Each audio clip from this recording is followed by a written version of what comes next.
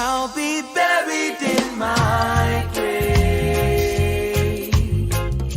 before I become a slave, yeah. That is what I heard them say way back in the day. I'll be buried in my grave before I become a slave, yeah, yeah. But it seems like since that day, yeah, we have sorely changed.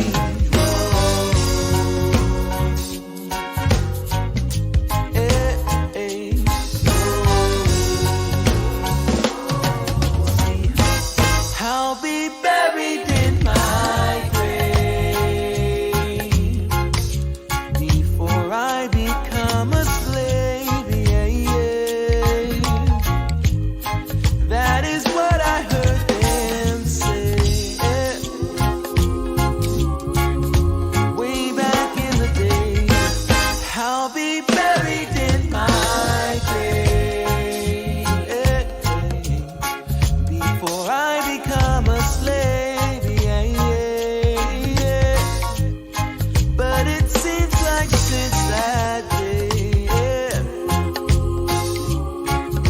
we have sorely changed. Whoa. Hey, hey. Whoa, oh, oh, oh, oh, oh,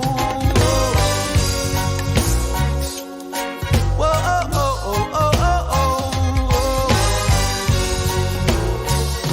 And now, live from beautiful Myrtle Beach, South Carolina, you're watching My Fellow Americans with your host, Spike Cohen.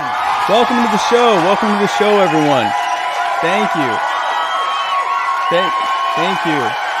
Welcome to my fellow. Thank you so much. Thank you. Oh, guys, thanks so much. Thank you. Thank you so much. Welcome to my fellow Americans. I am literally Spike Cohen. What a blessing, a mitzvah, if you will, that you are able to spend this time tonight with me, Spike Cohen, and my special guest. If you're watching this on Facebook, on live, please share it and comment with any questions or opinions that you have for me and my guest, and we will tell you if you are right or wrong, or even just comment to say hi. If you're watching this on YouTube, please press subscribe and then hit the bell. It's important that you hit the bell. Subscribing means nothing anymore. You have to hit the bell. If you just subscribe, you're going to miss us. You have to hit the bell. If you're listening to this on SoundCloud, be sure to press the follow button so that you don't miss anything from us. Go on to Twitter and follow us there. Go on Instagram and slide up in our DMs. I still don't know what that means. I'm going to find out what that means, but I know it's important that you slide up in our DMs, and we have a DMs person who, when you slide into our DMs, they will be there to make sure that that they're taking care of your DM sliding. Thanks again to Muddied Waters Media for giving me this opportunity to be in front of you every single week. And thank you, as always, for the water that I drink on this and every episode of My Fellow Americans. Delicious Kroger-flavored, purified drinking water. It is reverse osmosis. It is water that has gone through an osmosis in reverse. Thank you again to Kroger. My music, the intro music and the outro music that I have for this, and so far every episode of My Fellow Americans, is from my good friend Joe Davi, Jodavi. Check him out on Facebook, on SoundCloud. Go on his Bandcamp, buy all of his music, buy all of Joe Davi's music on Bandcamp. As always, shout out to Tehran Turks' mom and him. I am so excited about my guest tonight, ladies and gentlemen. I have fought hard for over a month to get this man on my show because he is in such high demand that I had difficulty lining him up. So I'm really happy to have him on. My guest tonight is an ordained minister. He is a self-described black nationalist, and he is the founder of The Complete Gentleman, The Real G-Code. Ladies and gentlemen, please welcome to my show the illustrious Mr. Tamon Pearson. Welcome to my show. I've never heard an introduction that way. I'm good. My intros are amazing, right? I was tempted to look over my shoulder to see who he was talking about when he had me come on. I appreciate that. Hey, absolutely. Hey, thank you. I'm so happy to have you on my show. I'm trying to get as many different opinions on my show, and so that I'm not pigeonholed as sort of this, a libertarian constantly interviewing other libertarians who think exactly like me. And so I'm really, really happy to have you on. You're one of my favorite people online. I always, even when I disagree with you, I love how you come to your conclusions, and your opinion is always, I like to say, you're an iconoclast just like me. Like you seem to, you form your opinions based entirely on just your own processing of the facts. And so I really appreciate having you on my show. Thanks for coming on. I appreciate you having me. That we've been trying to do this, like you said, it's been more than a month. It's been over a month. Yeah, it's been over a month for a while. And one of the reasons why I took the day off today was because I wanted to be able to do this show. I am honored. I am honored, my friend. Thank you. It's not the only reason, but it's one of the reasons. It is one of the what I say, top 5 reasons at least. Yeah, it's top 3. Okay. Top 3. Well, see, definitely if I'm one of your top 3 reasons, that means a lot to me. I can't tell you how much that means. So thank you again. First of all, whenever I have someone on my show, I ask them kind of about how they would describe their political beliefs. Like I said, most of them were libertarian, so I'm able to say, well, how are you? But when I first met you, you were kind of you were where I was. You were sort of a conservative Tea Party or Republican. I really was. How would you describe your political beliefs today, this very moment? Today, at this very moment, I like to call myself what I call a political pragmatist. Okay. I will support whichever party is doing the most, specifically for Black people, then for Christians, then for Americans, and not really even in that order, but who's ever doing the most or the best for that people at that moment, right? At that cycle. I do not believe in an absolute loyalty to either party. Okay. And that kind of stems from my upbringing. That kind of stems from my time that I spent as what I call a right-wing conservative. I like to tell people that I've had the luxury of hearing all 3 sides of the triangle. I was raised by a card-carrying Ayn Rand libertarian. Nice. Both of them. I would say card-carrying, Clark voting in 80 libertarian. That's the first political poster I ever remember seeing. It was in the house. It said Clark for president. I think that was 1980. I was 10. Right.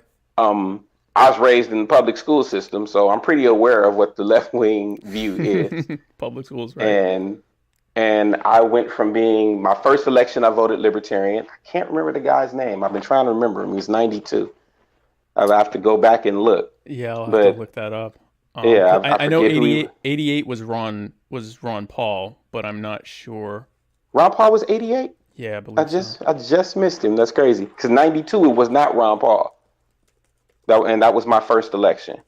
96, I was an independent. When I became a Christian in 95, I was independent, but I moved further to the right. My father, who is still a libertarian, found it so amusing that his son, my father was atheist at the time when I was being raised. Now he considers himself, I call him a neo-deist at this time. He believes in God. He does not believe in no God, but he believes that he is sovereign over his own life. Okay. And his own reason.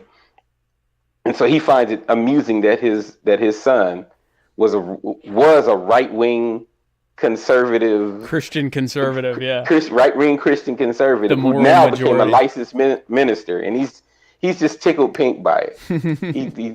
He's proud as punch, but it's still, we've had amazing conversations. Oh, I'm sure. And I still have a vow to him that I have to read Atlas Shrugged before I die, and I keep putting it off. It's quite a read. It's not something you flip through on the in a lobby waiting for the dentist or something. It's no, he's been trying to make me read Atlas Shrugged since I was 6, and we kept getting around it, And so then he was gonna make me read The Fountainhead instead, but he didn't make me read that either. So maybe we'll see. Maybe get the audiobook so that you can fit it in between. I do a lot of audiobooks for when I'm driving and stuff like that, because it's tough now, especially in the internet age. We're so used to, you just, if you want to do something, you just pick it up. The idea of grabbing like an actual book and sitting in the same spot and reading it or whatever, it's daunting in this age, right? I mean, I have a Kindle and still haven't gotten around to it because it's like I could just order them both on Kindle and I could show, here, Dad, look, I got them both. Right. I haven't done either one, but I'm gonna do that for him. So yeah, well, do it for me too. Mostly for your father, but Atlas Shrugged is quite a read. Like I said, I have become the digester of audiobooks, not because I don't like reading, but just because it's tough to get it in and be able to still do everything else I have to do that day. So I find like I get my reading in while I drive, and they don't encourage you to read a hardcover while you're driving. So it is not to be encouraged. It's not I legal. do remember that. It's not legal either. And we on My Fellow Americans, we never advocate for anything illegal. Of course. So what would you say? So, I've watched it. I saw the move from Tea Party conservative to where you are now. What would you say are the things that kind of triggered you from being an all-in conservative, Republican to where you are now? One of the funny things about that, and that's an excellent question. One of the funny things about that is I had this impression after listening to who was my idol, Dennis Prager. Okay. After listening to Dennis Prager and listening to Michael Medved and listening to Hugh Hewitt and listening to the rationale by how they came to their conclusions, I was of the impression that the majority of conservatives, this is how they thought. I've never been a Rush Limbaugh conservative. I never liked Sean Hannity. I gave Michael Savage about a month until I realized that he was. Yeah, It's funny though. Somewhere around the election of Barack Obama, I began seeing that Michael Savage is actually closer to the truth of how a lot of conservatives are than Dennis Prager was. Right. There was a lot of, and I would argue with people saying, why are you arguing like a liberal? It's like you're arguing like they argue. You're being emotional, you're being shrill, you're making slander, you're doing all of the things that you swear they don't do. And what happened that eventually pushed me away is I watched as Obama was in and Romney was running. Right. And I watched I listened to the racial things that were said about Obama from conservatives. Right. And I listened to a lot of the shrillness and the anger. And then I realized how few of them held to the principles that they actually claimed that they held to. Right. When it meant winning. There was a guy who came once. I was a member of a group that was called it went from being called the South Central Republican Club to being the Southern California Republican Club. Mm. And a man came and spoke to our group and he said, you Republicans could always win if you just stop being so principled. Because then it matters if you win or not, if you have no principles, of course. Right. And I was like, these were little. I'm a big fan of Stephen King, and in one of his books, he was talking about how a boy's mind was poisoned and how you just drop in one rock at a time. But I don't think mine was poisoned. I think my water was sweetened by hearing these little nuggets, dropping them in, and allowing me to see that this side essentially argues and thinks just like this side. Right, this one just wants to lower taxes. And so I was done. Sometimes they want to lower taxes. Call it a tariff. Yeah. Call it a tariff, and now they love it. So I mean, it's really how it gets branded. Yeah, no, absolutely. I'm all for small government and lower taxes, except for tariffs. I'm like, huh? and so are you for lower taxes or not? Right. For smaller tariffs, are you? Which one is it? Because it seems to go according to whatever people feel at the time. Right. Like it's not about. It's kind of like what they say about sports. It's not how you play the game; it's whether you win or lose. If they're being honest, and that's how they're playing. Which concedes We're losing. Which concedes the fact that they're all doing the same thing. In football, they may have different strategies of how to play the game, Right. but they're still playing the same game. So no one ever wins the Super Bowl by playing golf or by playing baseball. They're all playing football. And so you root for your home team or the team of the home that you came from or the team you like because you like a certain player or there are a lot of people that wherever, you're going to have a lot of new you're in LA, you're going to have a lot of new Laker fans because of LeBron. You're going to have a lot of new Laker haters. I was going to say, and a lot of new Laker haters too. So, but for whatever reason, they root for certain teams or certain players, but it's not, they don't go, well, they're playing a totally different game. So when you say, well, I don't care what the policies are, I just want I want my team to win, you're conceding that it really doesn't matter which side wins. You just have a preference. Nothing's going to change in terms of what's actually happening, whether it's a Republican or a Democrat. And that was a big eye opener to me too, as well. It's funny because that's exactly, if you've ever been in a sports group, and I am a huge, as you pointed out, I'm a huge sports fan. I'm a huge NBA fan. I was a huge NFL fan. I'm not so much anymore. Baseball was kind of my first love, but I kind of drifted away from that because it's really boring now. But if you've ever been in a sports group, I swear to you, they argue the same way about Golden State versus Cleveland, as they do with Democrats against Republicans. Yep. They'll end up, it don't make a difference what you do because we're gonna win this November. What are you talking about? Right. What are you doing? And especially, I just today saw a post that I had posted on this day in 2012 where I was breaking it down how Romney was gonna win and why the polls are garbage. And so I just wrote like "oops, LOL" or whatever on it because I just think it's fun. Yeah, I was like "oops," My bad. But I'm like, because I'm like, I missed that. And I changed. Yeah, I missed. I'm great at predicting how policy is going to go because I just take the most cynical view possible, and it happens every time. I'm like, they're going to screw you, and they do. But when it comes to who's going to win an election, I have one of the lowest batting percentages out there. I thought that let me see. In my life, like I said, I've cast a vote every election. No, I missed one, but since '92, I've never voted for the winning candidate. Oh, so I voted in '04 for Bush, so I did win the one time. I was gonna vote for Bush that day, and I was driving for LA County at that time, and I didn't know you could do a provisional ballot. I got finished after, I'm like, I missed the election. He's going to win anyway. Your vote was suppressed. Well, and you're in California, so I mean, it didn't matter anyway. Bush in California. It didn't make a difference. Right. No, I voted for Johnson in this past one. I voted for Romney in 12. Mm-hmm. I voted for McCain in 08. I missed 04. I voted Howard Phillips in 2000. Right. And I looked it up in 92. The guy was Andre Moreau. That's him. Andre Moreau. That's him. Moreau. Yes. That's him. That's the guy I voted for in 92. Yes. God bless you, Andre, wherever you are. God bless you, Andre, wherever you are. With all of your did he get 1.5% of the vote? Oh, let me see. Does it say?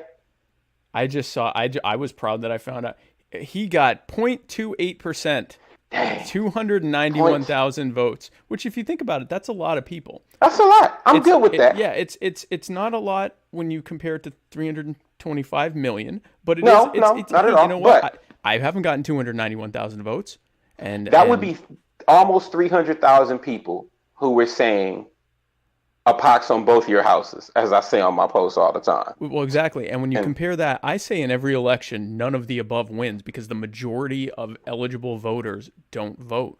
And so to me, what that means is, that's the real win is people going, I don't care who wins. Like, I don't think any of these people are any good, and they all suck, and I hate them. So when you compare, if you take all the third party votes, all the Green Party votes, the Libertarian Party votes, the PSA votes, the whatever, all Constitution Party, all these other votes, the people that write in votes, and the people that stay home, the vast majority of people said, in this last election, are like, I don't care.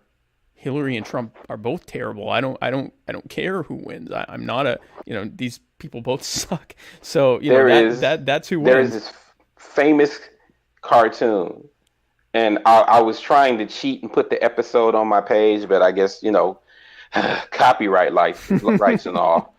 Right. There was an episode of South Park where they had an election. They had to change the schools. Like, you remember that episode? Yeah. Where they had to change the name of the school's mascot, and they asked the kids which name they wanted, and the two that were at the top were the giant douche or the turd sandwich. Right. And so everyone had to vote, and Stan said, "No, I'm not voting for either one. I refuse to vote. I refuse to cast my vote for either a giant douche or a turd sandwich." And they said, "Well, you're throwing your vote away." No, I'm not throwing my vote away. I would be throwing my vote away to vote for either one of those. Right. One of the interesting things about the conservatives and Republicans in general, there are kind of two main strains, and you know this, but I'm more for my viewers' benefit. You've got your sort of where you were, the ideological, philosophy-based constitutionalist conservatives. These are the ones that are often as critical of Trump or other Republican politicians as they are of a Democrat, because theirs is based on a philosophical founding of small government, limited, minarchist government. In many ways they're similar to a lot of minarchist libertarians in that it's very philosophy driven and the things that they want.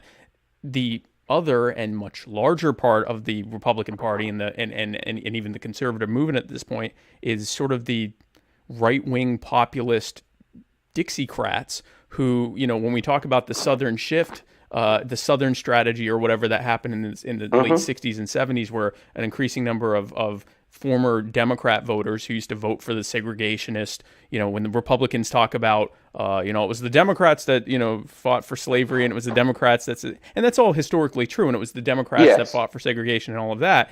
Yes. What happened was that when all of that failed, going into the 60s and 70s, Republicans saw that there was a massive voting block of people who were not being represented by either party, which were basically, for the most part, working class, middle and lower middle income white people who who had this sort of sense of their white America and their way of living declining, and they exploited that. And so these are not constitutional, and that's how Trump got elected. Trump talked about increasing Social Security. He talked about increasing Medicare. He was not in any way a conservative, and he was constantly blasting conservatives.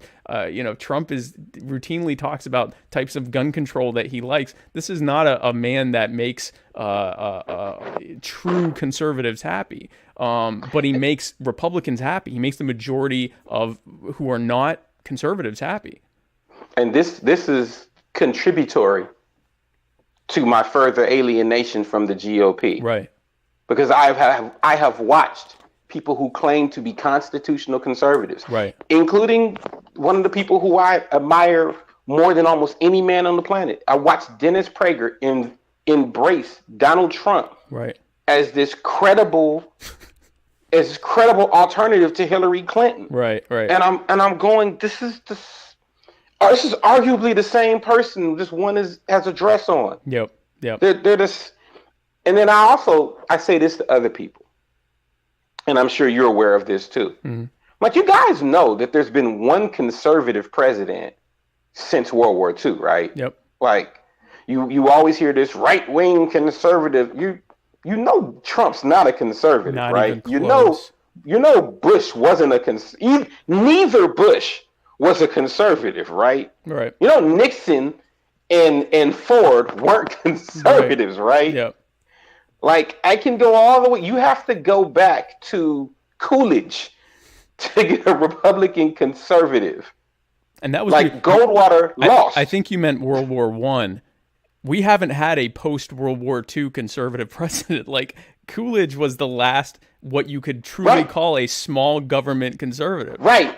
That's the last one. Yeah. If I remember right, part of the reason why they wrote the When the Levee Breaks song, great song, Zeppelin, and covered by other people, it was because when the levee broke, they weren't going to put up, if it was the one I'm thinking, the Mississippi flood, is that 32 or 28? Well, there wasn't funding. And if I remember right, they were like, there were people who weren't going to fund. It was not considered a federal role. Yeah. Right. And so, hey, hands are off of that. It might have been Hoover.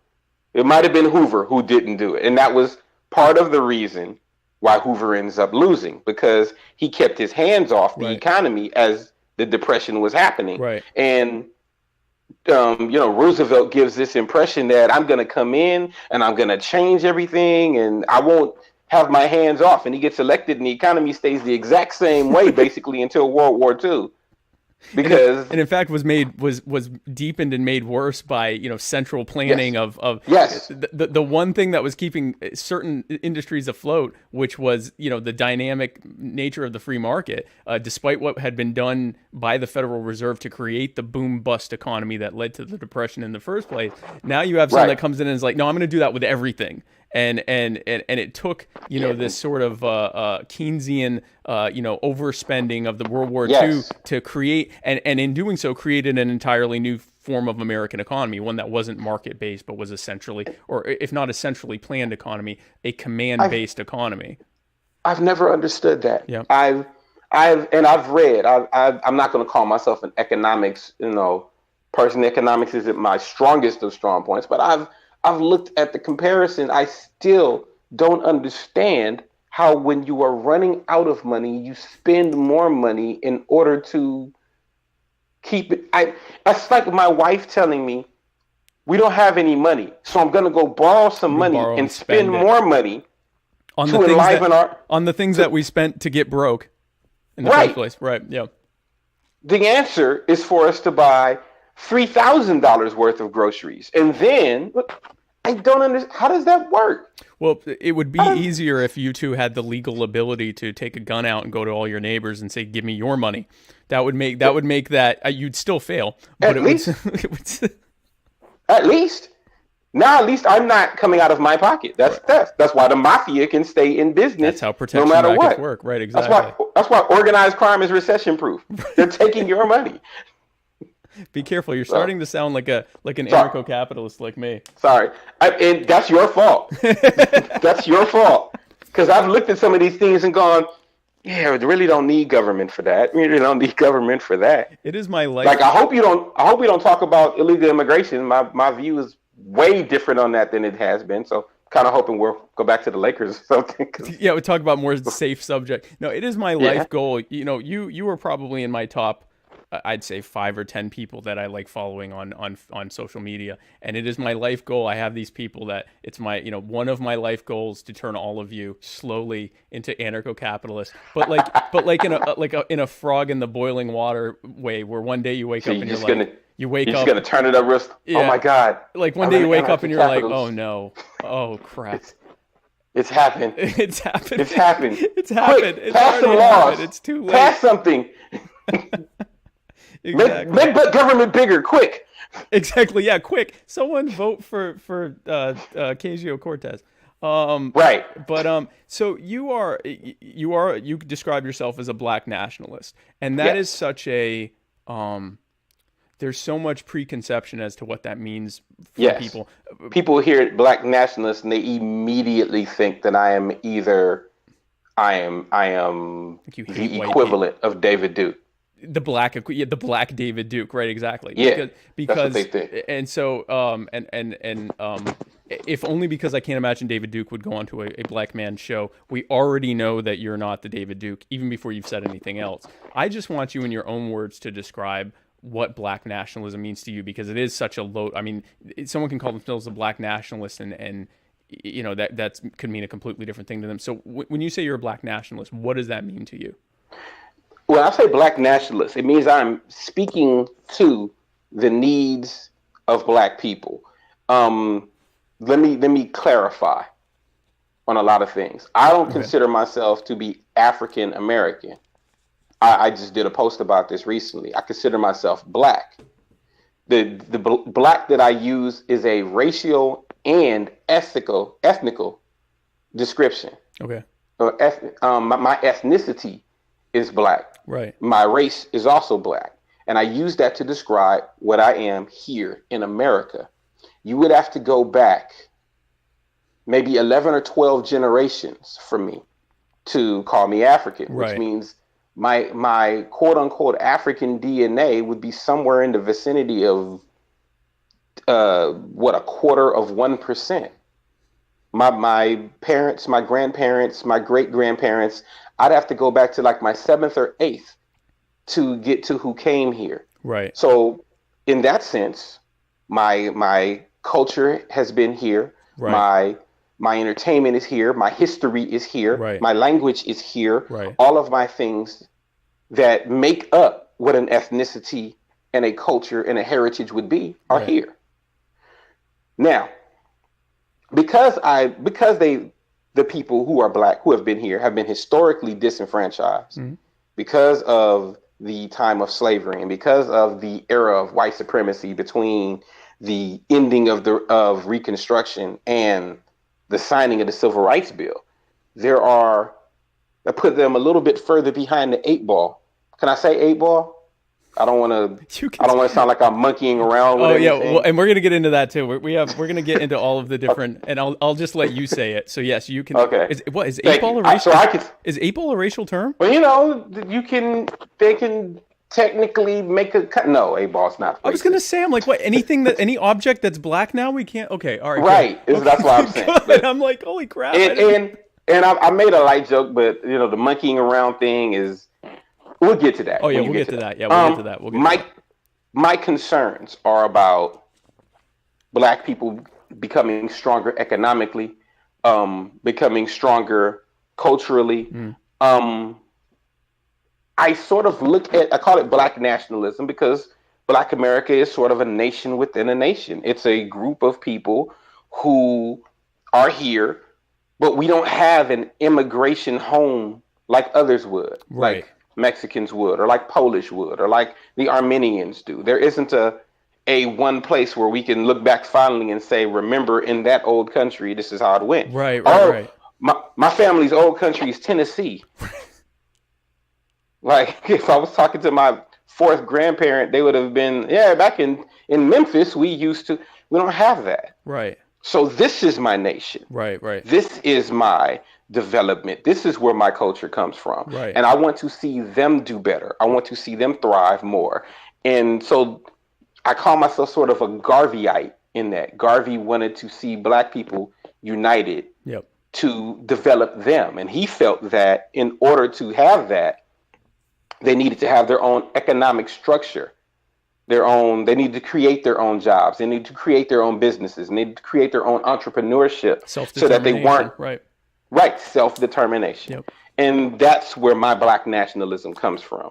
People hear me say black nationalist and they assume I mean black supremacist. Right.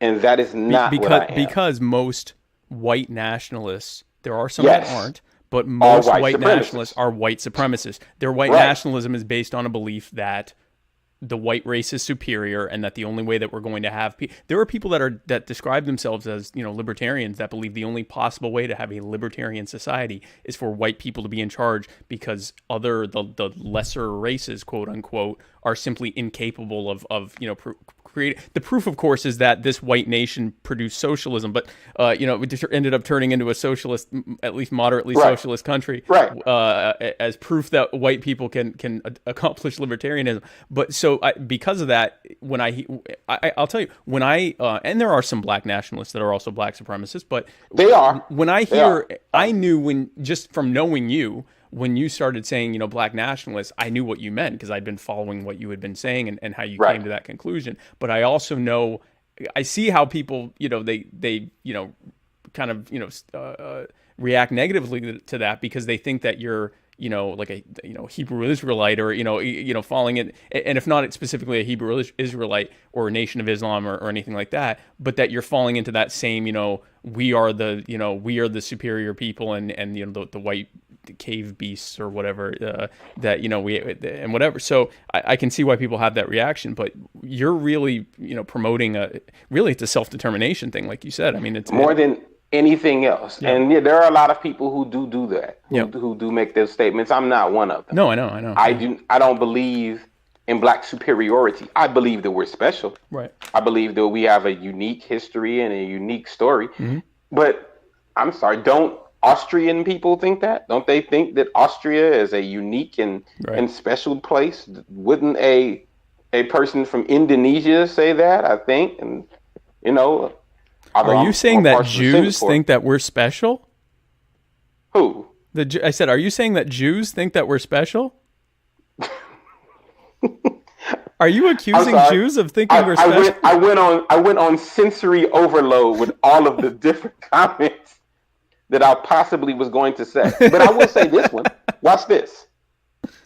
One of my models that I carry for myself, thinking of how to improve my community, is the model of what I have seen with Louis Mayer and Sam Goldwyn and others in the Hollywood industry. Yep. How I love the story of you're out west. There's a country club out here called Hillcrest Country Club, and I love the story. The Wasps wouldn't let the Jews into the Los Angeles Country Club and the Beverly Hills Country Club. Right. Groucho's daughter famously went in the pool and they made her get out, and he was like, "She's only half Jewish. Can't she go in up to her waist?" But yeah, I thought that was funny too. I like that. So they came together, the people who were big time in the industry, and they built the Hillcrest Country Club specifically for Jews. And because at the time they had Milton Berle and Jack Benny and Rex Skelton and all of these people who were so huge in the industry, it thrived to the point where Gentiles were declaring they wanted to get in. Wanted to join too, yeah, right. Right. So I think they decided to let some in on a very limited basis. And I think Milton Berle or Groucho, when they let Danny Kaye in, they're like, you couldn't even get one in that looked like a Gentile. Like he has to look like us. So, and to me, that's my model. One of the models I see is without asking anyone else for anything else, without scraping and without cajoling to get it, the Jewish community took the wealth that they had from this industry, turned it into wealth throughout the rest of their communities, to the point where a Mickey Cohen is laughable now. When I tell you that Meyer Lansky was one of the greatest mobsters ever, you're like, couldn't have been Jewish. I mean, like, the Jews don't have mobsters. Exactly. When my ancestors came here in the late 1800s, early 1900s, we were the criminals. We were the ones to be scared of.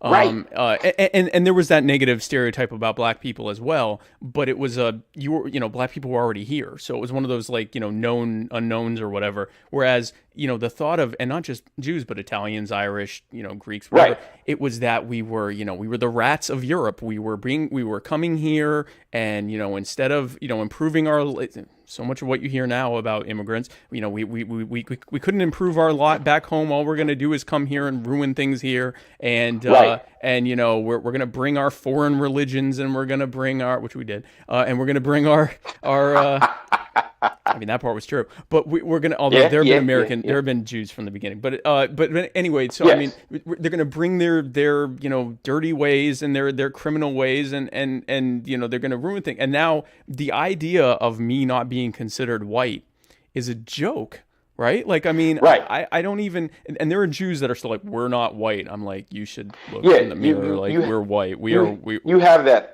all the time. I've run into a couple different people. Armenians are really quick to tell me that they're not white. Because in the old country they're not white. Yeah, I mean, in the old country they're not white. Here you're white. You're white. Like, and you're like you're by the Caucasus Mountains. They are literally Caucasians. Yeah, exactly. You are literally Caucasian. Yeah. Like, And that's one of the arguments that I hear with other people, that the whiteness that was accepted of Jews and Germans and Italians makes it more difficult for black people to have that. I, on the other hand, believe that because we are what I call Native Americans for the most part, having been here for several generations, means you can make even more demands, especially now in a social media time, in a time where your beliefs and what you have are ubiquitous. You make your claim. I always tell people, I want the claim that you stated. We hold these truths to be self-evident, that all men are created equal, that they are endowed by their creator with certain inalienable rights. If the right is inalienable, then I need you to publicly state that it does not belong to me because I'm black. Because if it's inalienable, it belongs to all of us, including the illegal immigrant. I was waiting for you to go there. I saw it and I had to go for it. I had to say it. This is an anarchist podcast, so there is nothing that you can't say. Just don't, awesome. Again, we don't encourage illegal activity only because that's illegal. But no, I mean, if you said it, if a right is inalienable, if we believe that our natural rights come from God, then it is irrelevant what government has to say about it. It is irrelevant. That is what changed my view about immigration. If the right is inalienable, that means if it's God-given, understand it. Okay, I'll take God out of it as much as I can.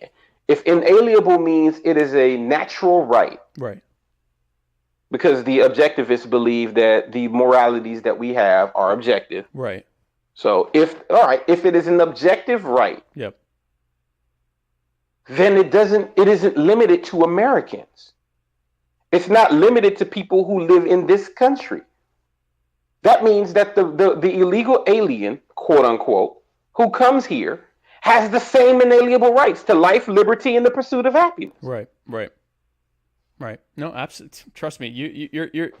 We are having an agreement here on all of this. But I like what you say about with and it was something Jay-Z did that Story of OJ's song, and in it I think the second verse or something, he talks about he mentions how Jews, were able to basically through, good investment decisions, they now own Brooklyn, they now own, the Bronx or whatever. And there was so much, I was shocked at how much blowback there was from that. I'm like, this is a guy who raps about killing people, selling drugs, prostituting out women, and that's not all he raps about, but he has rapped about that. I mean, that has come up in his rap. He raps. And he took such heat for that song particularly. For that, and I was part like, of it. When did investment in good credit become a bad thing? Stereotypical. And when is that slanderous? And people were saying, "Oh, it's anti-Semitic." I'm like, "What did he say that was?" He was essentially what I got from it, and I'm Jewish. He was positively making a positive reference to the fact that Jews went from being almost as subjugated as black people were to running entire major sections of the country, and through through thrift and smart buying decisions. And then he talked about how he bought a painting and it was $1 million, and now it was worth $2 million. Now it's worth $8 million or whatever, and whatever. Okay. And so I'm not going to try to wrap it, but thank you. I know every man has to know his limitations, but but he and to me it was nothing but pot. And so when I listened to it, I actually read it first, and I'm like, that's awesome. And I was waiting to hear all the people saying how great it is that rap music's starting to get positive. And then I did that post. Yeah, I did that post. I know you did. About how much I loved that album. That album was saying things that we haven't said in the black community. It was talking about real estate investment and talking about putting your money where to make it build up, buying back the neighborhood that you live in. It talked about the dirt that he did and apologizing to his wife and building to that. And I was like, this is a mature hip hop that I've never heard. Yeah. And he took such flack for it. More than in any other album, he took so much flack. They're like, oh, you're going to apologize to your wife for this. It was like everything. I'm like, this is how I can't take you seriously when you complain about, not you, but the person. Right. When you complain about the black community and how they don't do this and how they don't do that, as if they're one giant mon. And then when it's done, oh no, but not like that.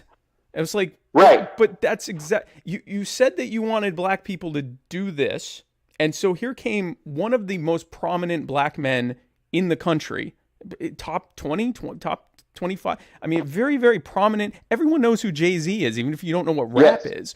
And here he comes and says almost word for word, maybe not how you liked it, but almost word for word, he talked about growing it. And now you're like, well, you know, we need a colorblind society. It's like, no. If you're telling black people that they need, as a monolith, as a collective, to do things, and then they say, we as black people as a collective need to do these things, you don't then get to pivot back to colorblindness and you know, and well, let's all do it together. Okay, well, where were you saying let's all do it together when you were laughing about, you know, the black on black crime rate? You know, like when were we all together when that was happening?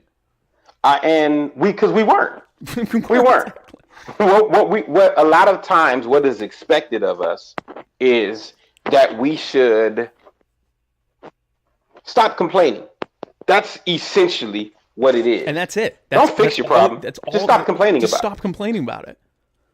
That's it. That's stop complaining about it, accept your lot, and just take it as it is. And I refuse, and others around me refuse to do that. One of the reasons why I do what's called the real G code, why I call myself the complete gentleman, is because one of the problems in our community isn't just economic. That's one of the main ones I stress, but it's also cultural.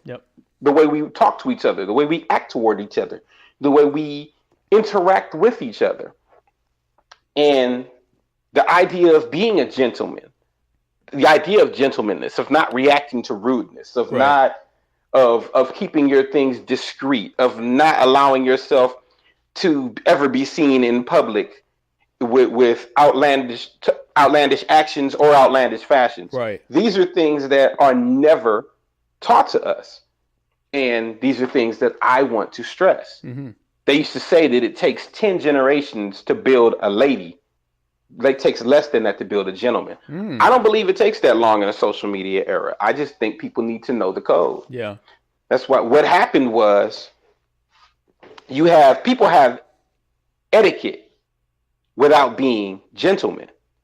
So you know which fork to use, but you're still a jerk. That means nothing. There's a book called the Gentleman's Guide. It's a very long title, but it's basically the Gentleman's Guide to Etiquette and Gentlemanness or whatever. And they were saying that essentially a person who's never had any sort of gentlemanly upbringing, but who brings out these concepts, is more of a gentleman than a king who was raised with all of his etiquette, because he's still a jerk. If you're still sleeping with everybody in court, he's still a scumbag, you're still a scumbag. You just know when to say please and thank you at the right time. So my concept is not only to make economic change, which is what I do is through black nationalism. Not only to make spiritual change, which is what I do through the gospel, but to make cultural change, which is what I do through the real G code.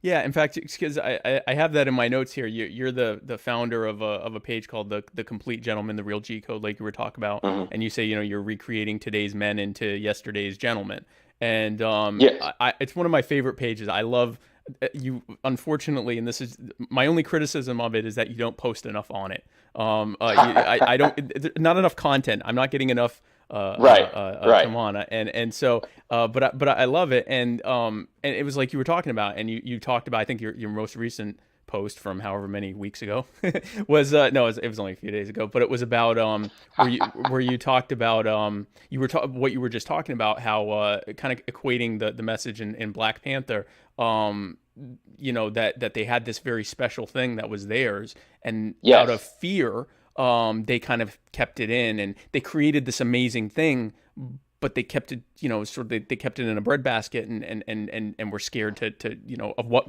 they saw, what happened to other Black societies, and so they just kind of went inward and literally closed themselves in, so you didn't even see that they were there, and presented this we're just poor farm people, leave us alone, and people did, because they thought there was nothing there, and you talked about how Black people have this special thing, and I mean, look, if you look at every genre of music that is popular today was started by Black people, and that's not a coincidence. That's not a coincidence. One. Country music was started by Black people. Rhythm and blues, which we now call R&B, Black people. Yes. Jazz, Black people. Really, the only thing that classical, classical European, the orchestra music is from white people. But a lot of those instruments were, especially later on, some of the percussion instruments and things like that were things they found in Africa. So I mean, even that has some Black influence. Rock and roll, Black people. Obviously, hip hop, Black people. And Black people are so, as you had said, ubiquitous in society, and there's almost, it's funny. It's like, and I think it was the drummer for the Roots, and I'm forgetting his name. Questlove. Yeah, and it may not have been him. It was one of the people in the Roots who said that American society looks at black people, looks at Black culture, with sort of this combination of awe and fear, and it's like it's like. In one way, there's so many things like in popular culture that Black people are everyone's trying to emulate what they're seeing from Black people, and then at the same time, they're scared of Black people, and right. and it's a combination of fear of not, and I think a lot of it comes not necessarily from fear of Black people because Black people are scary as much, although there is that too, but fear of Black people reacting in anger to what has happened and is happening.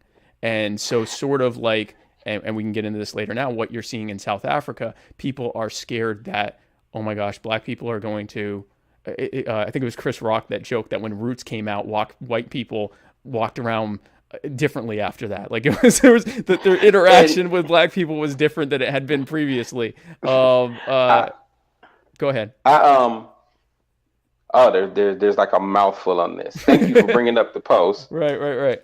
And I looked at that. Like, I looked at the entertainment, not just music. I can speak on how influential Black people have been to the entire entertainment industry. Yeah. There's if you want to call it classical, my favorite classical piece is Rhapsody in Blue. Okay. By Gershwin. Mm-hmm. And there's so much Black jazz in that piece. Yeah.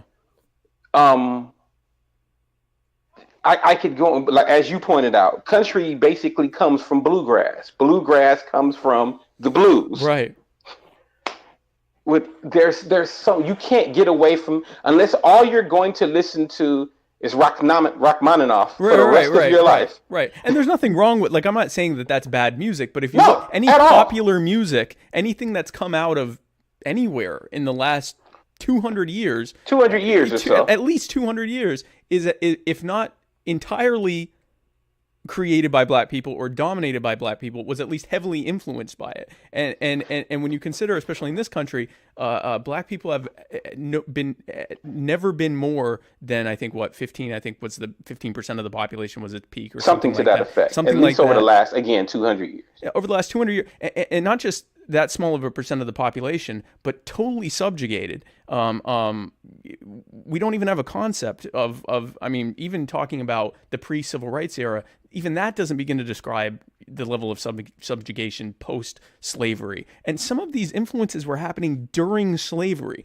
These were people that were being treated as property, had zero legal rights of their own, and were still influencing the culture. And so that's something special. And you had said, this is our vibranium, right?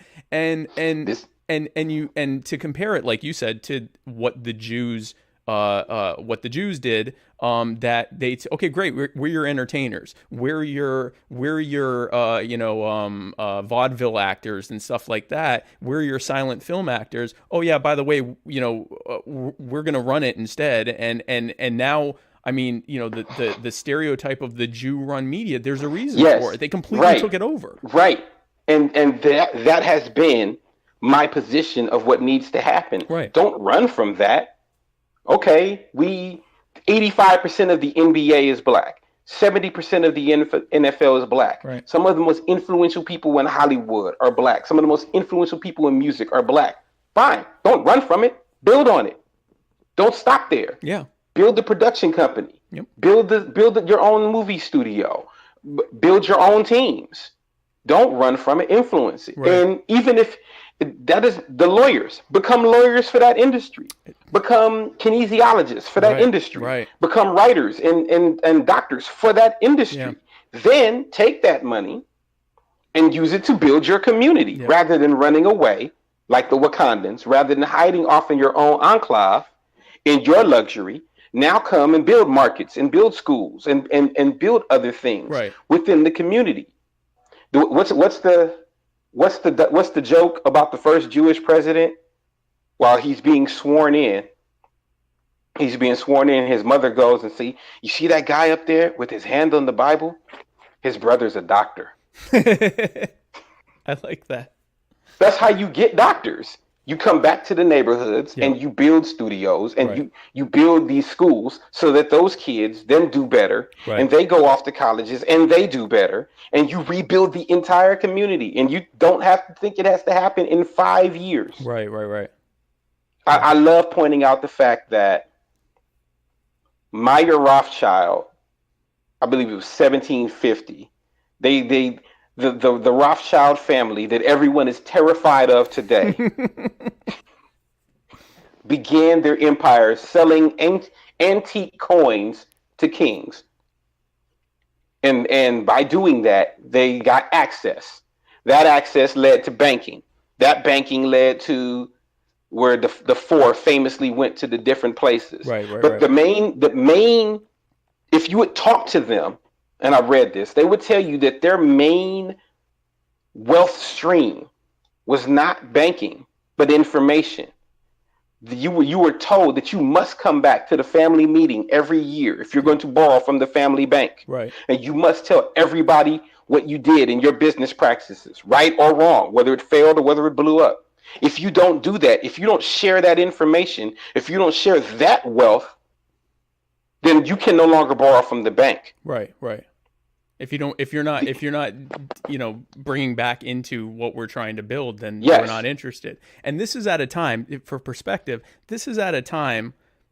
when genocide, routine genocides of Jewish people were it was like a seasonal thing. It happened every few decades. With the pogroms, my ancestors came to escape the pogroms in Russia on the one side. Right. And when we look at the Holocaust, what makes the Holocaust stand out from the other ones was that it was in the era of video and pictures and things like that. But the reality is, that was just the final time that it happened. Hopefully the final time ever that it happened. But that was routine. That was happening, for hundreds of years, for over 1,000 years.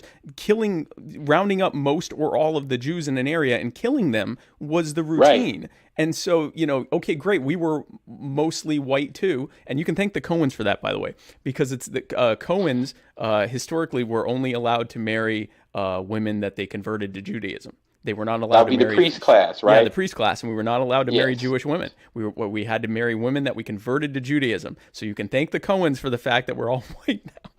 Wow. Yep.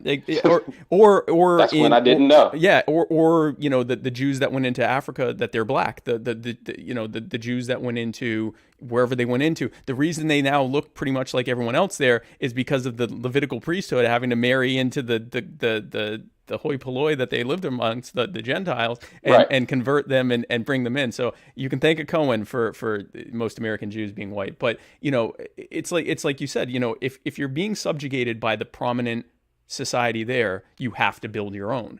You The have idea to build your own. the idea of appealing to the prevailing society, you're going against human nature to tell this group, I know you hate us, and I know that you, at the very least, want to keep us under, if not destroy us entirely. So be nice to us and give us houses and business. Be nice to us and give us part of what you have, as opposed to saying, Yeah. I'm building this and you can voluntarily cooperate with me and grow your own as well, or you can sit there while we grow our own and end up taking over what you have. Those are your two options with us. And that's part of where I am with the nationalism thing. Right. I heard Michael Medved once say that people were looking at the economic situation wrongly. Right. You're looking at it as in, we have to divide out the pie. So if these people get more, these people get less. Yep. Michael Medved said the pie isn't finite that way. Exactly. If you want more of the pie, grow the pie. Yep. And that's my position. Right. There is an almost, that's why I use vibranium. There's an almost infinite amount of wealth in entertainment. Yep. Almost infinite. Yep. I don't even have to speak about how much Infinity War made. Yeah. But I won't even use Infinity War. Let's look at a movie like Paranormal Activity. Right. A movie that is either or with a lot of people. If you like horror movies, if you don't like horror movies, it doesn't matter to you. But if you're good on horror movies, a lot of people love Paranormal Activity because it's slow burn and the way it builds up suspense and foreshadowing, and a lot of people hate it because they think it's boring. But whichever one you want, they spent about $80,000, maybe $120,000 to make Paranormal Activity for it to make hundreds of millions back at the box office. Right. That's a big deal. That's a big ROI. Yeah. Isn't it? And you can use that turnover. There are all sorts of things that you can do, and you don't have to do it within the means of the dominant society. Back to the idea of Black nationalism. Yep. You do it within your own nation, within the nation. Right. You grow your own pie. Yeah. You grow your own pie. Yep. Absolutely. That's how I felt about it. I believe there's two. Again, let's go back to what you said about being ubiquitous in every part of society. One of the reasons why I stopped watching baseball is because when I was growing up, baseball, there were people with a flair. There was a Rod Carew. There was a Ricky Henderson. There were people who made it fun, who made it exciting. I don't feel that as much anymore. I have a guy on the Dodgers named Yasiel Puig. Puig is a Cuban player. And Puig plays the game kind of like how I used to like, with flair, with passion. He's into it with somebody all the time. Right. Because he flipped his bat, or because he took too long to look at a home run, or and baseball has all of these rules, and it's like, I wish I could hit 350 just so I could be the Joker and make everybody mad. You have all of these rules, and I'm going to break all of them. There's no fun to it. There's no crossover. There's no dunk. It's basically, it's a giant golf game where you're throwing the golf ball. Yeah, it's cricket. I tried watching cricket too, and I was like, I can't do this. And it's cricket. It's fun. Yeah. It's funny you said that. I'm like an Anglophile. It's funny. I know I'm the only Black nationalist in the world who has a real affinity for like British culture. It's crazy. That's why I watched Luther. That's why I watched British movies, all of that. So I caught myself trying to watch cricket because of where it is. Just go full Anglophone. Yeah, I can't do cricket at all. I really like the concept. It's like Robin Williams called cricket baseball on Valium. And it's a lot like that. I already couldn't do soccer. Right. So yeah, it's like I just soccer. And it has action, but it's just, there's not there was this funny episode. There's so many draws. Like there's go ahead. There was this episode on The Simpsons, and they showed the two announcers. They were at the soccer game. Yeah. And the American announcer was like, and he kicks the ball to that guy, and that guy kicks it to the other guy. Right. And he kicks the ball across the field. And the Latino announcer was like, he kicks the ball to that guy, he kicks it to the other one, he kicks it across the field, he kicks. Right. I guess it's just the perspective. You have to. So for all my Anglophile stuff, for all of my love of tea and my love of Trafalgar Square and all the other things that come up in British culture, Right. can't get into their sports at all. I like their fighters. I like Anthony Joshua. I like their boxers. So that's my middle ground. Right. With British, like their other stuff, and I kind of like some of their music, but like Yeah. I always find it funny that they don't sing with an accent. That's crazy. Like. Yeah, they sing and then they sound American. It's like wait, what? Yeah, what was except for The Wall, we don't need no education. They like. Yeah, well, and the Beatles sounded. I think that's a sign of a hidden sign of American cultural dominance. Is that now dominance because everyone tries to sound essentially like a black person at this point. But what are you doing? You can't sing like that. Right, exactly. You have to sing it the other way. Exactly. You have to sing like a Yank. Yeah. So what are you doing?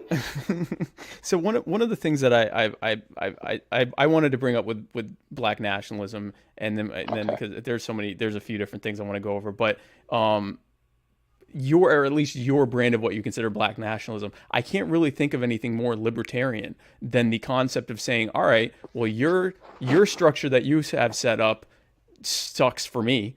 So, or at least is not ideal for me compared. If it doesn't suck, at least it's not as good for me as it is for you.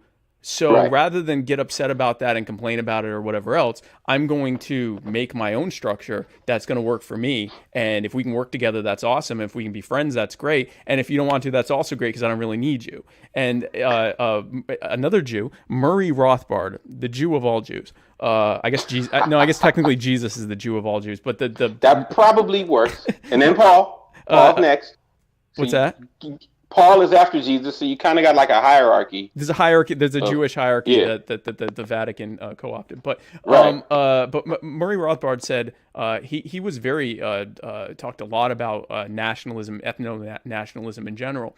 And this was in the 60s that he wrote this. It was at a time that it was not popular in right culture, right-wing culture to say something like this. But he said, there's no question that black nationalism is a lot more libertarian than the compulsory integration pushed by Martin Luther King, the NAACP, and white liberals. One of the things that really got me into the idea of, because I was very much I still consider myself an egalitarian in that I believe that we all have, we talk about the inalienable rights. We all have the same rights. We all have the same perceived self-interest. We all have we're the same. There are differences between individuals and there are cultural differences, but in terms, we have the same organs. We're all people. Like, we're all human beings. We're all the same species. And so I'm an egalitarian in that way. But I used to kind of support this idea of integration and color blindness, if you want to call it that, as sort of an end-all be-all, that like we need to all just merge until we're all the same thing. And when I started looking at the roots of where that belief came from, I really started to reject it, because the root of that thought process actually came as sort of a side effect or a byproduct of the white man's burden narrative, and the white man's, I'm pretty sure you know what this means, but the white man's burden narrative, the white man's burden narrative was that white people are superior, and it is our burden as good white Christian people to give our, to impose our culture on these lesser people, because their culture for their own good. For their own good, entirely for their own good. And it was co-opted by pro-slavery apologists who said, well, slavery, we're bringing them over, we're teaching them a trade, and we're giving them Christianity, and we're which actually isn't true. Christianity started as a Middle Eastern North African religion, but that's a whole other subject. I know I know that one too. Oh no, I know you know that one too. Yeah. But that we have to give this with this culture to those people. And when I started looking at the racist roots of for example, the NAACP, you had people like Marcus Garvey, and to some extent, Booker T. Washington, who were talking about self-determination. I mean, Marcus Garvey was talking about all black people going back to a place in Africa and founding an African nation. And, these were people that were not the least bit, Garvey was not the least bit uncomfortable with meeting with Klan members to say, like, we want nothing to do with you. Like, we want to create our own thing. And we have zero interest in white approval. And if you want to cooperate with us, and we can trade, we can be friends, we can whatever. But I don't care if you like it or not. We're making our own thing. And you had these what I would consider to be white supremacists who they meant well. They thought they were doing the right thing. You had a bunch of white people who founded the NAACP and put in place these sort of effete. Most of them were mixed race, so they were a little more acceptable looking to white people. They had that proximity. Du Bois and people like that. They were socialists. They were trained in European socialism and European style egalitarianism and so forth. And they changed the narrative that, no, you don't want to build your own thing. You want to appeal to white people through democracy and basically shucking and jiving to some extent to basically beg for stuff to be given to you. You don't have rights. You're going to be given entitlements. And so that's when you saw this sort of black cultural shift from, we're going to make our own Black Wall Street, our own Harlem Renaissance, our own, whatever else. We're going to ask for, a national welfare program that's going to primarily target us. We're going to ask for laws that give preferential hiring in government, white government positions to black people or to people of color, to minorities. We're going to be co-opted into minorities, which includes women, which make up most people. But anyway, so now we are going to, basically merge ourselves with white women in saying we want stuff. Who are the primary beneficiaries of things like affirmative action, by the way? Right, no, exactly. And I mean, you especially at that time when white feminists didn't give a crap about black people. I mean, what's her name? The one that's on the dime that was Susan B. Anthony? Yeah, Susan B. Anthony. She had a quote where she said, I'll be damned if a black man's going to be able to vote before a white woman. I mean, these were not friends of the black, of what black people were looking for. And so never have been. No, it never have never been. has been. And so, and I know, I think you have a different perspective than me on Dr. King, but you see that there was this shift away from the Malcolm X. Malcolm X was later, obviously, but that shift of the Huey B. Newtons and people like that who are like, we don't give a crap what white people want. We don't care if you like us. And into the shift of like, hey, white people, we're not that bad. Maybe we can be, maybe you can give us stuff, basically. It's funny. At the beginning, I think that's where Dr. King was. Yeah. We want to live in harmony with you. The mountaintop. Yeah. And then if you go, and I just posted it the other day. I know. That's why I gave you that lead in. Yeah. Yeah, I saw that. I saw how you segued there. That was a good thing. I saw that you threw that. Nice. You hinted, and I ran the route. I caught it. And now we're talking about it, which makes it kind of pointless that we. That's good quarterbacking right there. I'm just saying. I do what I can. I do what I can. So, if you look at this part of the speech that I posted. Yep. He wasn't doing that. We shall all walk in harmony thing. Right. He was saying, we're here to cash our check. Yep. You are deficient in what you have done. Right. 100 years after the Emancipation Proclamation, the black man is still not free. Right. If you look at his last speech, the last one, what they call the mountaintop speech. Right. Where he's saying you need to build your own black businesses and build your own black insurance companies. And you need to deal with each other instead of begging for jobs, which is the exact same message that Malcolm gave. Yep. I think toward his end where he said, I believe we may have integrated into a burning house. Yep. And then they killed him. And then they killed him after he. Once it changed ironically, to that. He dies right after that. Right after that. And he gets replaced by the Rainbow Coalition was essentially Jesse Jackson and all the others. Yeah, which were with identity politics. Politics, but not identity. So there's a key difference here because the Rainbow Coalition was a Marxist front group, first of all. But there's a key difference between intersectionalism and identity politics and what you're talking about. What you're talking about is we are who we are. There is a thing that's happening to us, and so we're going to make our own. Identity politics is really a throwback to white supremacy, which is that whiteness, and that's why in intersectionality and in it's all built on the premise that whiteness is the standard by which everything should be judged. Yes. It's a negative one, but it's the same thing. Everything boils down to its proximity to whiteness. They've flipped it to being a negative, but it's the same thing. You're still using whiteness as your standard. And when you listen to what a Huey P. Newton or a Malcolm X or a Marcus Garvey or any of these people, they didn't give a crap about white people to the extent that they dealt with white people to the extent that they had to, which is what Jews did. And it was the same thing. It was, okay, white people are our reality, that, that we're in a majority white country. They have most of the wealth. They have control of the legal system. And so we have to operate within that reality, of course, but we're not worried about what they're doing. And we don't care what their opinion is of us, and it doesn't matter. Whereas now identity politics is based entirely on the premise that we have to convince white people that, of X, Y, Z. We're acceptable to them. Black Lives Matter makes some excellent points essentially about the state. The problem with Black Lives Matter, and I realize Black Lives Matter isn't a central organization and that there are many different groups, but if you look at the basic message behind most of the major Black Lives Matter groups, it is still an appeal to white people to accept that black people matter. And I'm sorry, but if someone, and this isn't even a racial thing, if someone doesn't care about you, there is nothing that's going to make them care about you except for making it matter to their well-being. So the reason that Jews now matter to most Gentiles is because it will affect their wallet if we don't. And so we didn't appeal to democracy. We appealed to, because democracy in a majority rule system, the minority loses immediately.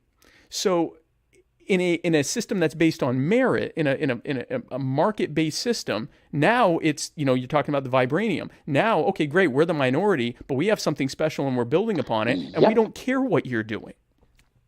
I'm sorry, I'm done. No. You're basically summarizing everything that I'm saying. Right. Thank you, Tamon. We just reversed. I'm Spike. Yes, Tamon. And I'm Tamon. We reversed it. Right. The resource is there. We are the resource. Right. What we put out is the resource. Let me think of something. Take the cast of Fences, which was an awesome movie. Okay. Just a master class in acting. Take that cast out and put another in, and you don't have the same movie. Okay. Take Morgan Freeman out of Seven. He's as essential to the greatness of Seven as Kevin Spacey was, or Brad Pitt was. Take Morgan Freeman out of almost any movie Morgan Freeman has been in. Anything. Shawshank Redemption, even that ridiculous one where they could twist the bullets. I kind of like that part. He has the funniest curse word ever in that movie. I don't remember. You don't remember? He was, when they found out he was the villain, the bad guy, and he tells them, "Shoot this motherfucker!" It was hilarious. Yeah. Okay, yeah. And then we laughed for days off Morgan Freeman saying, "Mother, you know what?" It was hilarious. But I don't need, and I stress this, I used to have this horrible self-esteem about myself because of things that happened, because of the darkness of my skin, or because of my hair, or things like that. And when I realized, I tell people this all the time, when I became a believer and I realized that I was fearfully and wonderfully made, and that I was chosen in Christ before the foundation of the world, I realized I really didn't have a reason to feel bad about myself. Right. And in Christianity, there's this really bad thing about, well, you shouldn't love yourself. That's if I shouldn't love myself, then why did Jesus tell me to love my neighbor as I love myself? If you don't love yourself, then who gives a crap about how you treat your neighbor? Yeah. Exactly. Yep. So I said all that to say, it makes me almost never mind as to whether or not you like me. I'm glad for it. Right. I'm good for it when you do. Right. But I've had people say, well, you know what? You're a racist because you think that you guys should be with you shouldn't. I didn't say that. I just said that we should determine our own thing. Right. Because allowing other people to determine our own thing has not worked very well for us. Exactly. It's yes. And that's true. And that's taking it out of a racial thing. If you as an individual, because yes. you know, again, you have Randian parents, so I'm sure you've heard, you know, the smallest minority on earth is the individual. Taking it as if you as an individual are waiting for someone else to affirm your validity before you move forward, it's never going to happen. Ever. It's never going to happen. Because first of all, why would I affirm your validity if you don't? Okay, am I valid? Sure. Well, I don't know if I'm valid until you tell me. Well, then how do I know you're valid? So the premise, even if you take away all of the other realities, slavery, segregation, white supremacy, white standard of beauty, the idea of proximity to whiteness being success. If you took all of that out and we're all on the exact same level playing field, and you say, I'm not going to do anything until you affirm that I'm good or that I'm valid. I'm not going to wait for that for you. Like I'm going to move forward. So yeah, so exactly, and it's never even going to come because. So I posted. I'm sorry. Go ahead. I just wanted to jump in on this real quick. It came to my head in C.S. Lewis's The Screwtape Letters, one of my favorite C.S. Lewis books ever. He said one of the things that the devil was talking to the other devils, and he was saying one of the greatest things we've ever done is come up with the phrase "I'm just as good as you." He says the toy poodle never says it to the Saint Bernard. The wealthy man never says it to the bum. You by me saying I need to affirm that, or I need you to validate me, I'm already saying I'm inferior to you, and I need you to push me up to where you are. You are, and know better. Yeah. No. Yep. Under no circumstances. Yep. I have that belief that goes into my faith. Well, black churches are allowed, and no, that's how black churches are. We do our faith the way we do our faith. Exactly. We do our music the way we do our music. We wear our hair the way we wear our hair. Got that sticking up there. Let's see. But you're wearing your hair how you wear your hair. Okay. Yeah, that's you understand my position. I get your position. Yeah. So. One of the things that I continue to try to teach, especially in the gentleman, this is understand, number one, who you are. Right. And how great that is to who you are, and run with that. Right. You don't need anyone else to validate what you do. Yep. I tell, I'm a supervisor at my job, and I told one of my employees was talking, I said, you answer to 3 people, and not in this order. You answer to me because you're here at this job. Right. After that, you answer to yourself because you're you. Yep. And then you answer to God. Yep. That is it. That's it. You owe no one else anything else until you get married. Then your entire life goes to your spouse. But you're a woman, so you still answer only to God. Our entire life goes to our spouse. It's another topic. It's another topic. And you and I are both in a similar position in that we married well above our lot. And, yes, we did. And then we acknowledge it. And we've talked about that. Move forward from that reality. Yeah, exactly. Team married out of our league. But so no, we're both in the same place as that.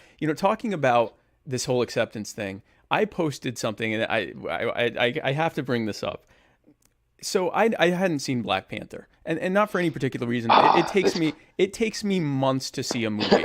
There are movies. I'm still mad at you for not having seen some of the stuff that you listed. I haven't seen Infinity War. I haven't seen the first Avengers. I really consider boycotting your show. Specifically because of my lack of I watch maybe 4 movies a year. And it made me question your values. It really did. You know what? I question my own values when it comes to this. Someone told me to. I boycotted The Office solely because someone told me in 2005 I should try it out. And I started watching it in last year when I was recovering from a relapse. And I'm like, why did I deny myself The Office for this long? Anyway, so I know it's me. It's my loss. I still haven't done The Office though, honestly. You should watch. It's fun, hilarious. Everybody keeps telling me. It is absolutely hilarious. Because I don't want to be disappointed for where everybody is disappointed. So, give it 3 or 4 episodes because it starts kind of weird. But I think it's absolutely hilarious. Anyway, so I finally get around. My wife says to me, I don't know, Sunday a few nights ago, why don't we watch Black Panther? Like, we had nothing to do, and she was like, why don't we watch Black Panther? I'm like, all right, cool, because I've been looking forward to watching it. And we watched it, and it was awesome. I loved it. I loved the movie. Great so flick. I posted, literally all I posted was, I said, I finally saw Black Panther last night. It was really good. Have a great day, or whatever I posted after. That's it. That's all I posted. That's all you needed to post. All I needed to post. It was really good. Kaboom. I hate when people use terms like white tears and white fragility, because I'm like, I don't cry if you shut up. But but you saw it on display. The white outrage Fully. at me saying that Black Panther was good. And I should say, there were plenty of white people that were like, yeah, awesome, yeah, I loved it, it was great. And there were plenty of whatever. I mean, and there was actually one black person who was like, I refuse to watch it. Okay. So, but it was, so it was a mixed reaction. But there were some people that had to make it clear that it was unrealistic for them. Oh God, this was so funny. It was unrealistic for there to be because there wouldn't be the most technologically sound. Did I get it? Technologically sound. The most technologically sound country in the world couldn't be a third world African country. That's so unrealistic, and it doesn't make any sense. Right. And you and I both said, because. Go ahead. I'll let you go. Well, no, the full context was that they said, because they weren't saying black people can't be advanced or whatever, but they were saying the idea of what had previously been a backwards culture, or not backwards, but a non-advanced, tribal culture becoming advanced without outside collaboration with other cultures was completely unrealistic.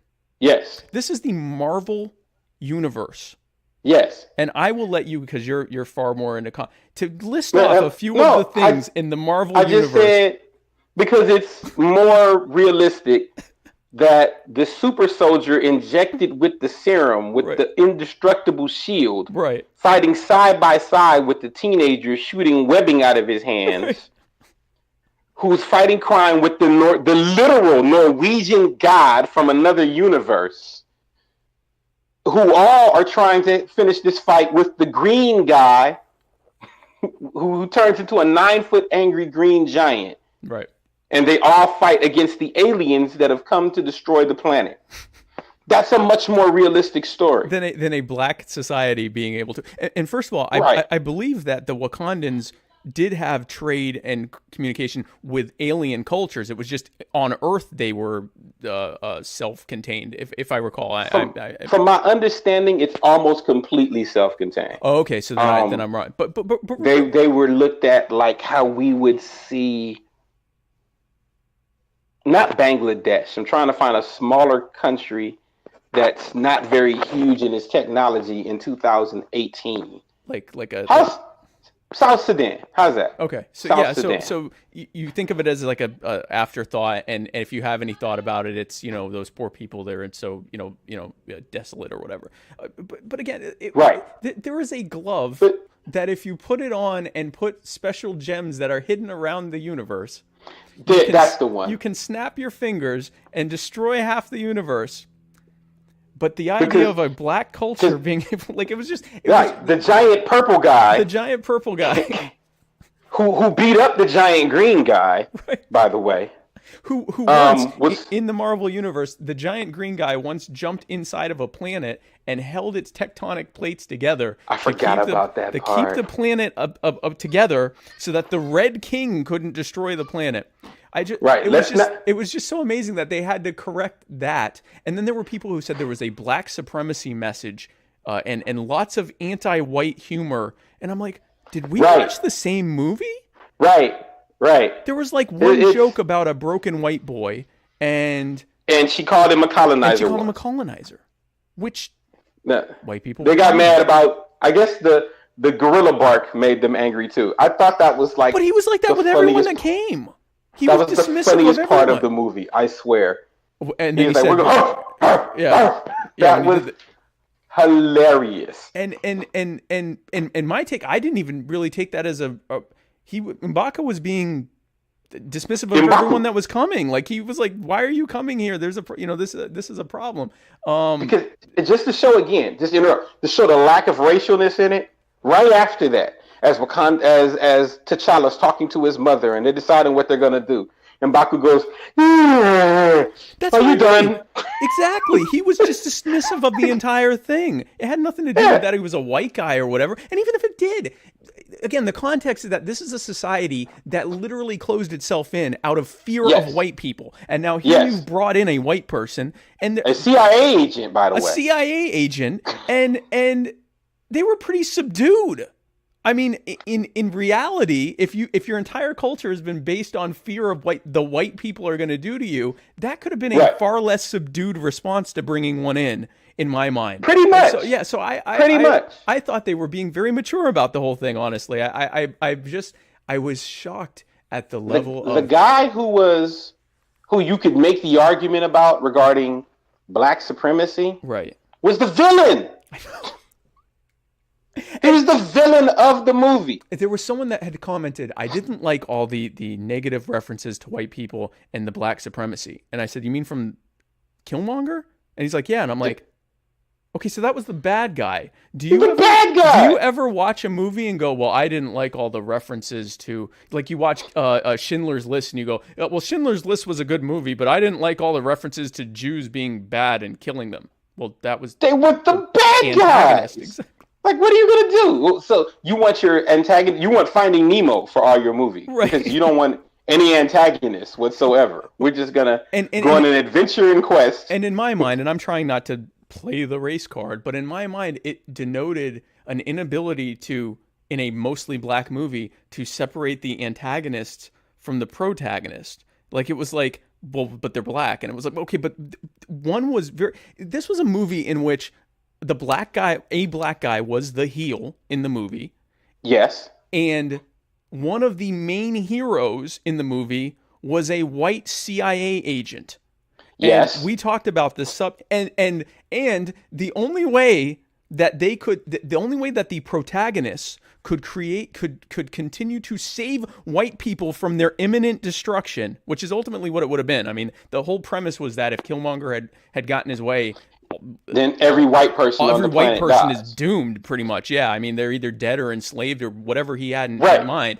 The only way they could save all the white people that they were scared of because of what white people had done to black people was to kill lots and lots and lots of black people that they had lived with in their own society. If you walk away from that movie and take a anti-white message from that, then I don't know what to tell you. I see why a lot of black nationalists and a lot of the hoteps that got mad at that movie, because they're like, okay, the good guy killed a bunch of black people to save white people.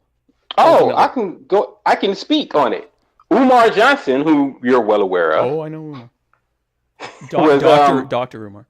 Dr. Umar Johnson. Umar. Itafunde now is his last name, right? Yes. Yeah. Yes, he interchanges between the two of them. But he was livid.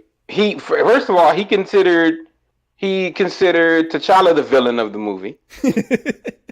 for his hiding and cowering, as he said. Right. He considered Killmonger the hero of the movie for wanting to kill lots of white people. When he made the speech in the throne room saying that they were going to go forward and put this plan forward, he said, "I'm Black Hitler."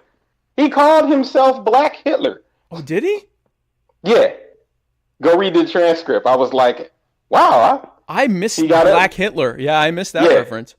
Yeah, Killmonger. What made Killmonger a nuanced villain in any other film is you understood where he was coming from. Two things. I sympathized with him, honestly. So yeah, two things always make a great villain. Especially after reading those comments, I sympathized with him. Oh man, oh man, that was hilarious. I was like, now Killmonger's the good guy. Anyway, I'm sorry. Go ahead. It's fun. And remind me to get back to the reality thing again. Yeah, right. You empathize. I don't know if you finished watching Infinity War, but you sympathize with Thanos because he had a goal in mind that wasn't just world supremacy. He was looking out for the rest of the universe. I'm going to kill this half so that this half can live safely. Right. I'm your hero. You should be thanking me. That was what Negan's premise was in The Walking Dead. Right, I'm the good guy. Yeah, yeah. I'm the guy. We're the saviors. Right. We are giving you the order. You either need a villain like that, or you need somebody like the Joker who has no premise. Right, total sociopath. Right, right. But yes, I don't care about money. I don't care. I just, as Alfred said, I just want to watch the forest burn. Right, right. That's right, all. Right. I just want to watch the whole world burn. You can beat me up, and I'm going to laugh at you while you're beating me up because I don't care. Right, right. Those are the two kind of villains that make a movie great. Right. Other than that, then they become cardboard. And it right. gets, exactly. You know, they're the penguin. Right. Yes. Right. Yeah. It gets you turn into Snidely Whiplash, and it's not as just yeah, exactly. You know. So, and that's what made him so nuanced. That what he was saying was, you had the resources to do something for people, and you did nothing. Right. Now, I totally got. When he said that, I'm like, he's right. Like, how much better could it have been if they had actually fought back and fought? Because the period would have been during that whole fight against colonialism and everything else. Where were you? So, where were you? I got it. I totally got it. I got it. Yeah. You watched it happen all around you, and you did nothing but seal yourselves off. Yep, absolutely. So I'm sorry, I didn't mean to interrupt you. Go ahead. No. That's my premise right now with LeBron James and Kobe Bryant and Denzel Washington and Will Smith, and you're watching it right now around you, and yet you sit in Agura Hills and in Bel Air and other places, and you do nothing. Right. What are you going to do? I'm not telling you to donate all of your money to do that. Of course. And I'm really not telling you to give all your money away. Yeah. At all. Yeah. This is the resource that you have cultivated. Right. So what are you going to do with it? Yeah. That is my whole issue right now. And that's one of the things I feel.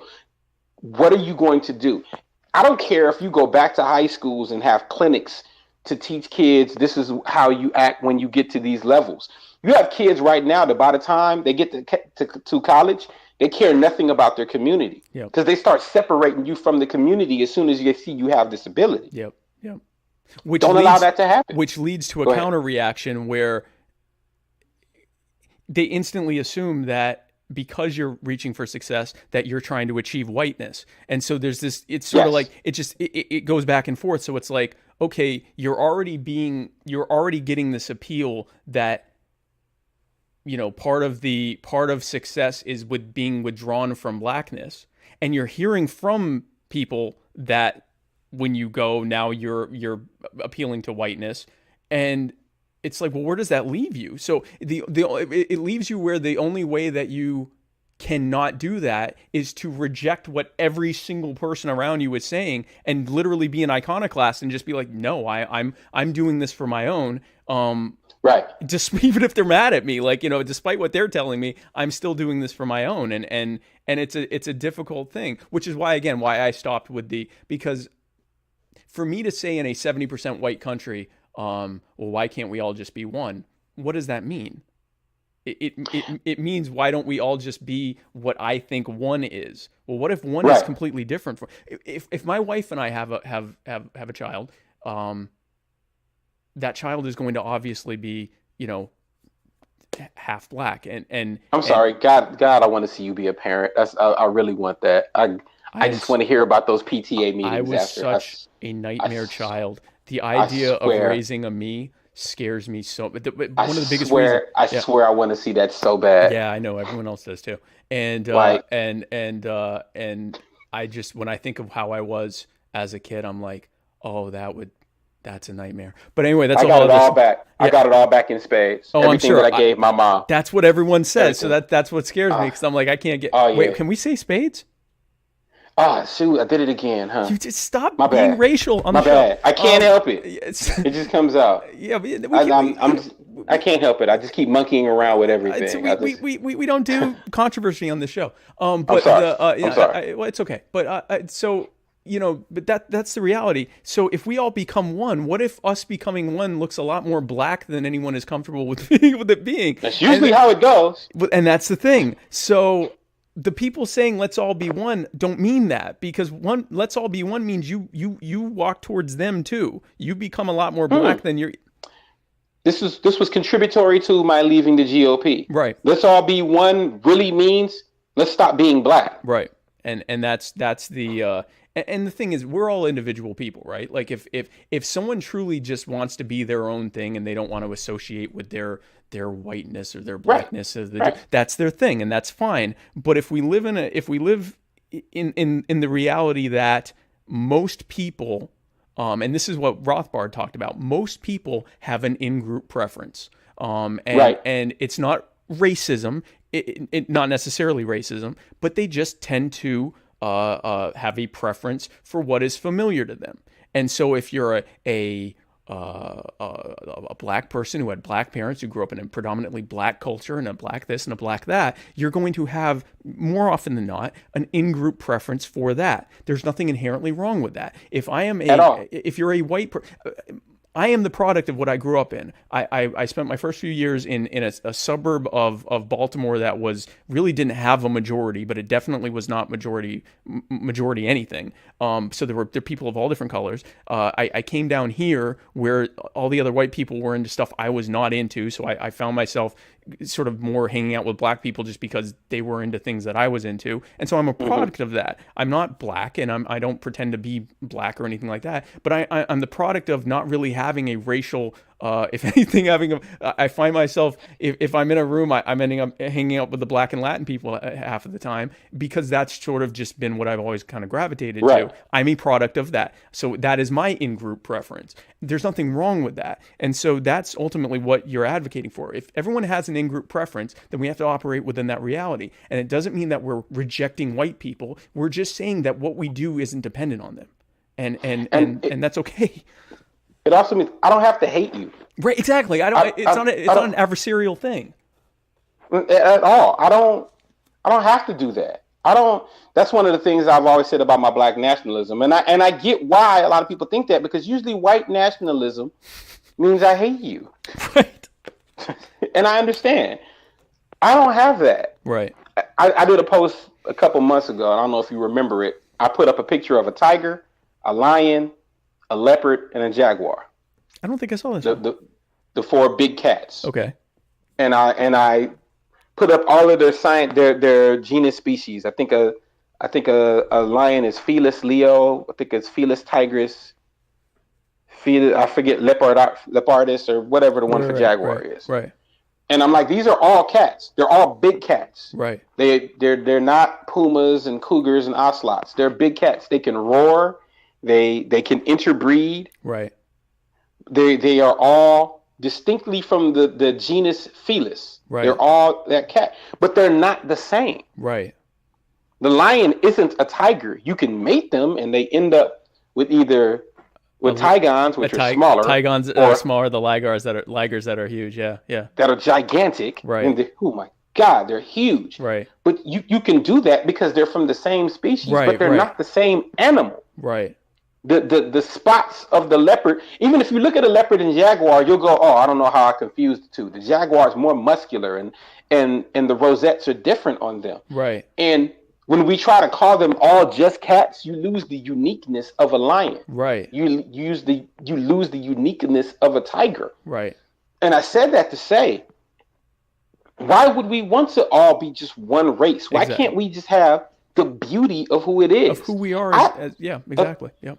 Japanese is such a beautiful language when I'm listening to it.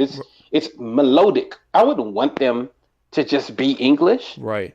Everybody was so mad at Obama because he said he had heard what do they call the call to prayer? Oh, the Muslim call to prayer. There's a term for it. If you hadn't just asked me, I would be able to say. Right, yeah, right. I would too. But he heard it. I have to now look it up while you're talking. I'm sorry. Go ahead. I've heard. Okay, well, you go ahead. Right. I've heard it, and it's beautiful. It is. I'm not a Muslim, and I'm not trying to be. Right. But I love the melody in it. I've heard. I was going to say your people. The Adhan. Yeah, that's it. That's it. I was gonna say your people, but that sounds so bad. I've heard Jewish people sing on the songs that you guys sing on Sabbath, and you sing, in Hebrew, and I Right, just right. think it's beautiful The to Shema hear. Like, and the Baruchas and all that. Yeah. right. And I've seen different people. Remember that picture years ago of that girl who was on National Geographic? She was from Afghanistan. With the green eyes. Yeah. Yeah, with the green. It was. You're like, oh my God, look at those eyes. Yeah. I don't want her to be just one thing. I wouldn't want her to be black. I like the color she is. Right. My friend, this is a little bit more of a guttural note, but so a little more vulgar. I'm not going to be crass, but that's okay. A friend and I were talking before. I had a Latino supervisor. My Latino supervisor had at the time, I think he had an Asian girlfriend. Okay. They were from Nicaragua. They had moved to Utah. Half of his family was Mormon. Half of them were Catholic. One of them was dating a black girl. One of them was dating an Asian girl. One was dating a white. And so I was like, I just want to be at your table on Thanksgiving. Right. I just want to see how that table is. And his position was, I don't care if she's black. I don't care if she's white. I don't care if she's Asian. I just care if she's fine. That's all I care about. Yeah. And on a similar note, regarding our friendships and our interactions with each other, I just care if you're a decent person. That's the thing. I really just care who you are. I am a nationalist, and I'm concerned with the building and the self-determination and the economics and the culture of my people. Right. That does not mean that I have to dislike you. Right. And I always tell people all the time, it's not that I don't like white people. I have a problem with white supremacy. Right. That's not going to change. You have a problem with being told that the only way you're going to achieve greatness is through a white standard of what that means. Right. And here's because so there's a few different things to unpack here. There is a group of people. There's this thing that people talk about, the respectability politics, and it irks me because there is now. I think it started with good intentions. The idea that you have to be respected by white people or white culture. But it has sort of devolved into... My grandparents used to tell us that we had to be twice as good than that. We had to be better. We had to be twice better as good than for just half being... as much, or yeah. Right. But that was however that phrase went, and I got why she said that. Right. But that's also that's the reality of what it was. I mean that's the reality. Yeah. Yes. Yeah. So in this this idea of respectability politics, they would be against what you're doing with the real G code. That this idea of being a gentleman, they would say that's white patriarchal, whatever they would say. And the thing is, it's funny you said that. That was a concern of mine when I first started looking at it. Right, but it honestly was a concern. Being a gentleman, but I realized that's universal. It is universal, and that's exactly it. It's a universal human thing, and the idea behind what intersectional race, the theory of respectability politics, what it has devolved into is that being decent, being industrious, having thrift, being a decent person is whiteness, and therefore we should reject it. That to me is the Klan must be grinning every time they hear this stuff because I don't have to do any work. I don't have to do anything. They already are saying that all good things are white. They're already saying all good things are white, and that therefore we should reject all good things. And that's what we've been saying about black people, is that they reject all the good white things. And it's like that's why I'm happy to see what you do, because it's saying decentness isn't whiteness. I don't have to act like a white person to be decent. I don't have to act like a white person to be successful. I don't have to act like a white person to do any of these things, because that is not being white. Being white is a cultural thing. It has nothing to do with, it's a racial and a cultural thing. And I can be who I am, uniquely who I am, and uniquely black, not African black, a uniquely black American, and achieve all of the things that any person of any color or nationality would want. That is exactly it. I couldn't, again, Tamon Pearson, ladies and gentlemen, he's saying everything that he's saying exactly what it is. Noted black nationalist Spike Cohen. Right. That's really funny. that's like Black Klansman. The sequel is Black Nationalist Jew. I'm the reverse, what's it, the Dave Chappelle character. Oh, what's his name? Oh man. The You've got me the announcer guy. No, the black Klansman that was blind and didn't know that he was blind. Clayton Bigsby. Clayton Bigsby. That was his name. Yes, Clayton Bigsby. So, but yeah, so you are a white black supremacist. I'm a white black supremacist. No, I'm a white. No, there's a difference, Tamon. Okay. I was going to put you on the program with Umar. I would love to be on a program. You know, Umar, God bless him. He drops the occasional jewel that gets lost in his all of his stripper stuff. But there's too much rhetoric in between. With and unfortunately, I say the same thing about Lewis. There are things that I can take from Lewis regarding the community. Yep.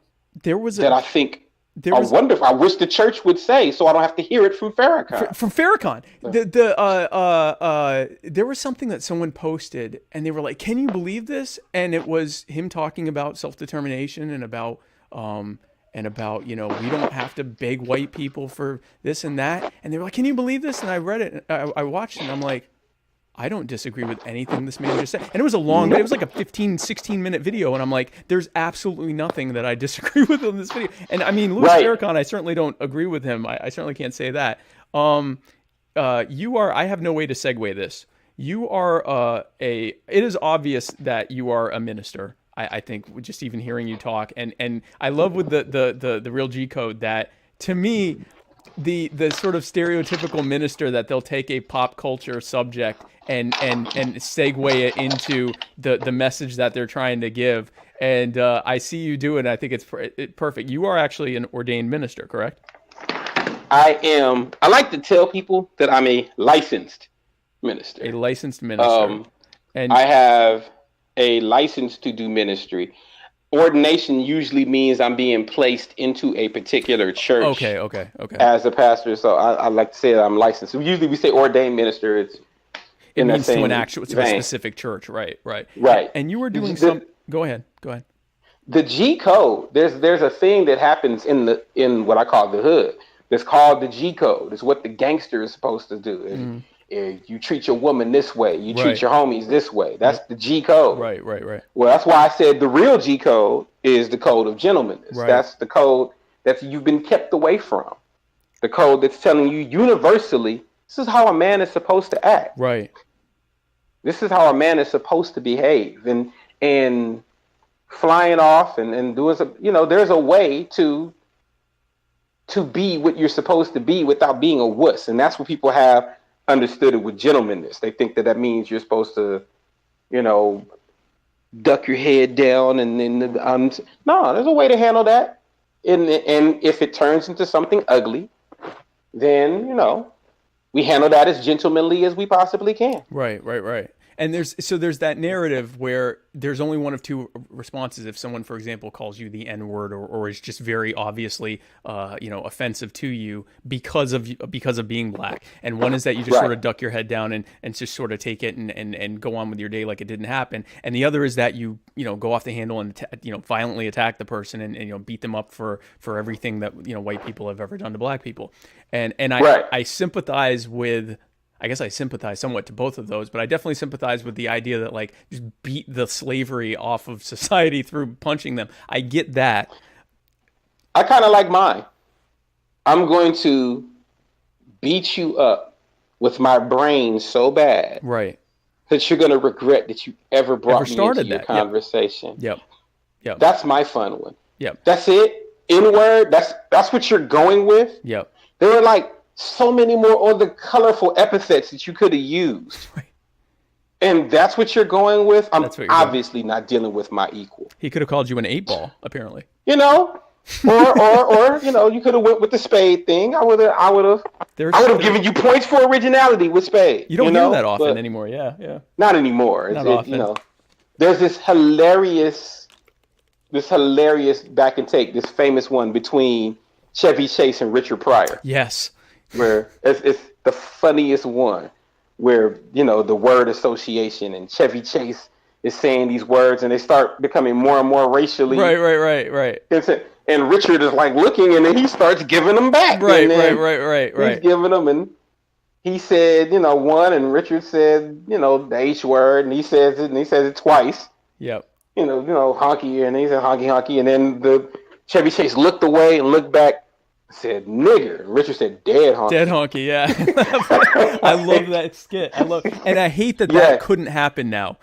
SNL No. would never Oh, show dude. that now. I know. I hate that. Under no circumstances. It's funny. I was talking at the barbershop yesterday. Right. Yes, I do go to the barbershop. I get the rest of it cut, not this part. At the barbershop, they were talking about the controversy with Apu from The Simpsons and how Apu has become culturally insensitive in this era that we live in. That Indian people have been greeted with "Come again," and all of that. Yeah, right. And so I think they were saying one of them they were agreeing maybe they wouldn't do it anymore or something to that effect. I told my friends, you do understand that means the end of Family Guy and the end of South Park and these places.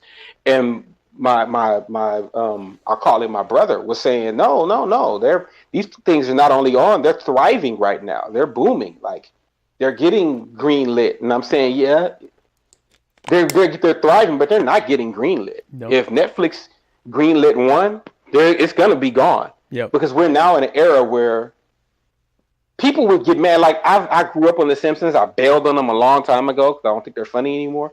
But yeah, they went downhill. Yeah. Way downhill. Yeah. But like Lou was funny, and Lou is the black guy, and when Lou talks in this voice, Right, exactly. They're all stereotypes. Yeah, right. It's all of them are like Willie nobody. the groundskeeper is like. That was the one I was about to say. I'm sorry. I'm stealing from you. Go ahead.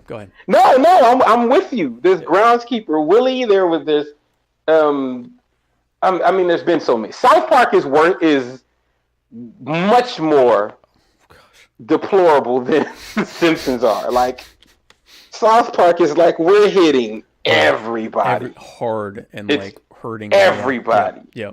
We're hitting Christians. We're hitting Jews. Yeah. We're hitting Muslims. We're hitting Asians. They had a war once between the Triads and the Yakuza. Yep. Over the food area. Right. They had a famous one where Cartman was going to start a Christian boy band, and he told Token. Token's name is Token. I know. Well, on Family Guy, the reason his name is Cleveland is Cleveland Brown. Like right. Because the Cleveland Brown. Like I mean, it's okay. Get offended if you want. It's a joke. Right. Like, yeah. And Cleveland's wife has the biggest behind. Like it's the. And when she talks, she rolls her head. Right. And what we are doing, and we were talking about it in the shop, like how long should you have to, should Michael Richards be out of work forever because he made his tirade? And I don't know about forever. I mean, Michael Richards did what he did because he didn't have any other reaction. He's terrible at stand-up. He had no business doing it. He's a bad stand-up comedian. So someone heckled him and he called him the N-word. Like you said, that's proof that you had nothing in your arsenal. You had nothing and you had no business being there. Exactly. But that wasn't your kind of comedy. You're a pratfall comedian. You stumble into doors and you had no business behind a microphone. Right. I don't know if that should happen forever. We were talking about it with wrestling. Hogan has been persona non grata for the WWE for a couple of years now. We're like, and I know Vince has wanted to bring him back, and I don't know if you can, because I don't know if the crowd is that forgiving of it or not. You can't just go around blather it, and we're wondering how long should you be kept out of your livelihood for being an idiot? Right. And I don't honestly know the answer to that. I do know that doing that with Apu, that Apu has been one of the noblest people on the show. That's the thing. He's been such a noble character. He's been like this great guy, married. He's brilliant. Like I think they have the Quickie Mart, but he's like a business owner. But I think they're like millionaires behind the Quickie Mart. He's like super wealthy. Yeah. You know what I'm saying? There was one where he was like wealthier than Mr. Burns or something like that. Yeah, exactly. So it's like I don't know. It's like you make for a. It's not as good. This isn't the Bugs Bunny cartoon with Daffy Duck going, "Please don't whip this black baddie." That was really bad. Yeah, right. That was really bad. That was you play, and there is no more. And I'm glad that's off the air. I'm glad there's no more Speedy Gonzalez. Yeah, I thought it was funny when I was 8, but you look at it now and go, God, that's so racist. Like I still can't And his on that. cousin was Slowpoke Rodriguez. Yeah, That's see, horrible. That like played to every. But see, South Park did that. But even when South Park did it, remember they had. I don't know if you remember, but they wanted to launch the killer whale into space because they thought he was an alien, and they couldn't afford to go to NASA, so they went to MASA, which was the Mexican Aeronautic Space Association. Oh Lord! And they told them in their language that they could launch him into space for $80. You know, that's how much it costs because they do the work cheaper than NASA does. Right. And you got to MASA, and the rockets were there, and there were chickens walking around, and people were asleep. And I'm like, you guys, I don't know how you guys are still on the air. I really don't. And you're well aware of how bad they've done Judaism on South Park. Oh, like, it's I know you have the bag of gold. Cartman told me you have the bag of gold. I specifically wore an open chest shirt so you could see that it's lower than that. I knew it. It's still there. I knew it's there. Cartman told me. We don't go anywhere. We don't go anywhere with that. But I knew you all had it. I love even in a society that doesn't use gold anymore. You guys all still walk around with your little sack of gold. Gold right and silver. there. You never know when it's going to pop off. But it's a reminder. The Jew jokes on South Park. The lonely Jew on Christmas song and the gold and I forgot about the and lonely how his mother is the stereotypical Jewish woman that has to try to change society every time something offends her. Like I love everybody. Did you see the episode where the people from Jersey Shore moved in and she reverted back to being the Jersey Shore Jew? No. Like she was like she was like somebody on Jersey Shore with the big hair and the and I forget what her name was, but it was like a hip hop nickname. And her shirt was all tight. Oh, no, I'm like, that. Oh, this is hilarious. That is. And she funny. told Kyle he was born in Jersey. He was not born in South Park. Well, I mean, it's obvious listening to them talk. They're not from Colorado. But, right. I wanted to ask about. I saw this on your timeline. I have no idea about it, so you're doing something called the Word for Her Ministries, HER. It's Monday through Friday at 6 a.m. Everyone, got to get up early for it. 6 a.m. Well, it's 6 a.m. Pacific. So if you're on my time, it's 9. So it's not as bad. But I know absolutely nothing about it. I just know you're involved, and so I'm very interested in it. Tell us about the Word for Her. The Word for Her Ministry is I used to have a ministry called ICE Ministries, Inner City Evangelical Ministries. I've since changed that name. You have the best acronyms, by the way. Wait do you hear this one? I have a new ministry that I'm going to be working with. It's called YBG, and it's called Yeshua's Black Gentleman Ministries. Okay. And you see, I picked the Yeshua there. You see how this? You gotta go with the original. Right. You know they're going to think I'm a Hebrew. Because of that. But, I'm fine with that. I'm fine with people thinking you're a Hebrew. I have intentionally not said that you're not a Hebrew Israelite specifically. Right, because it happens all the time. That's why I distinctly did the Yeshua so that they'll try to gravitate. Then we can talk. Exactly. Yeah. My sister ministry was formed by Janae Kula. It's called The Word for Her, and they specifically do a ministry toward women. Their tagline is "I am my sister's keeper," and they've been doing what they call the 40 days to lasting change. And it's been based upon the story of the prodigal son. And I've been teaching that in the mornings. And I've done it for 10 days now, Monday through Friday. Cool. And there's 30 days left. See, I went to LAUSD. I know 40 minus 10 equals 30. You're doing a great job. I appreciate that. This entire show, you've just been nailing it. I'm appreciative. Math is challenging, but we've been doing that and it's been transformative for a lot of people because there are things that people believe about God that it's like Freud keeps coming up being right. There are things you end up believing about God because of your upbringing from your parents. Right. So you may have this impression that God isn't listening to you, right, or he doesn't hear you because you had a parent who didn't seem to listen to you. Or you may think that you don't pray because God is angry at you and he's going to punish you because you had an angry and punishing father. Or usually it's the father, but again, this is one of those things. But so I've been teaching that in the morning. The Word for Her is her ministry, Janae Kula. And she teaches it Okay. She is the head of it. She is the pastor of it. Oh, so And you just do the devotional then, I guess? yes, Oh, I was okay, doing okay, the okay. devotional at first, Okay. and now I'm doing the lesson. Oh, okay. When this is done, though, I am considering one of my own. If I'm on with them from 6 to 6:30, I'm considering one for men from 6:30 to 7. I haven't decided yet. You got to come up with the acronym first of all. What the acronym for the Something. memo? Well, YBG. I picked Oh that. yeah, that's right. That's right. You already have the YBG. YBG. That's Yeshua's Black Gentleman. Now, what does the And What does the HER stand for? HER. Oh, her doesn't stand for anything. That's their Oh, thing. it's just how they did the HER. That's the word for her. Oh, okay, okay. You know, okay. it's a specific. The ministry is specifically toward women, Towards women. Okay. for women finding their own voice. A lot of times, you know, and I'm not one for a lot of liberalism in Christianity at all, but I can recognize that sometimes patriarchy has kept women from having a voice. That we've basically said, sit down, shut up, obey your husband, Right. and you know, And women. We always and have more- the verses about women keep silent in churches and blah blah blah, and a lot of times women aren't able to speak out.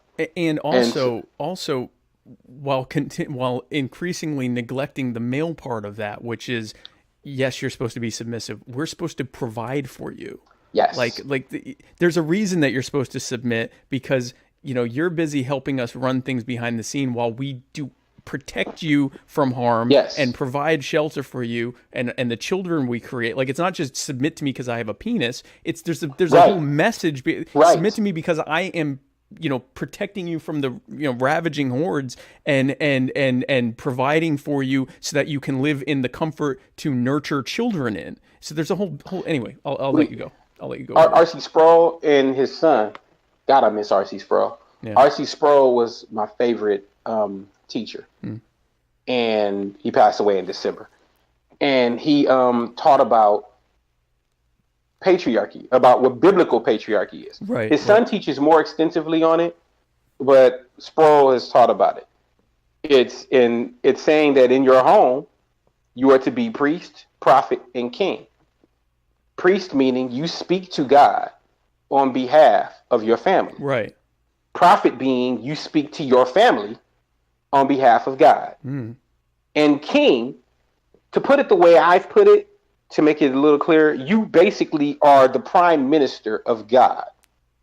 You rule in God's stead. You are to set up a government in that house in God's name. Right. You are to rule as he would rule. You are to do what he would do. Right. That means you must protect, you must provide, Right. you must administer judgment, you must love, you must do everything. People think king means sit on a throne and say, Just tell everyone bring what me to do. grapes.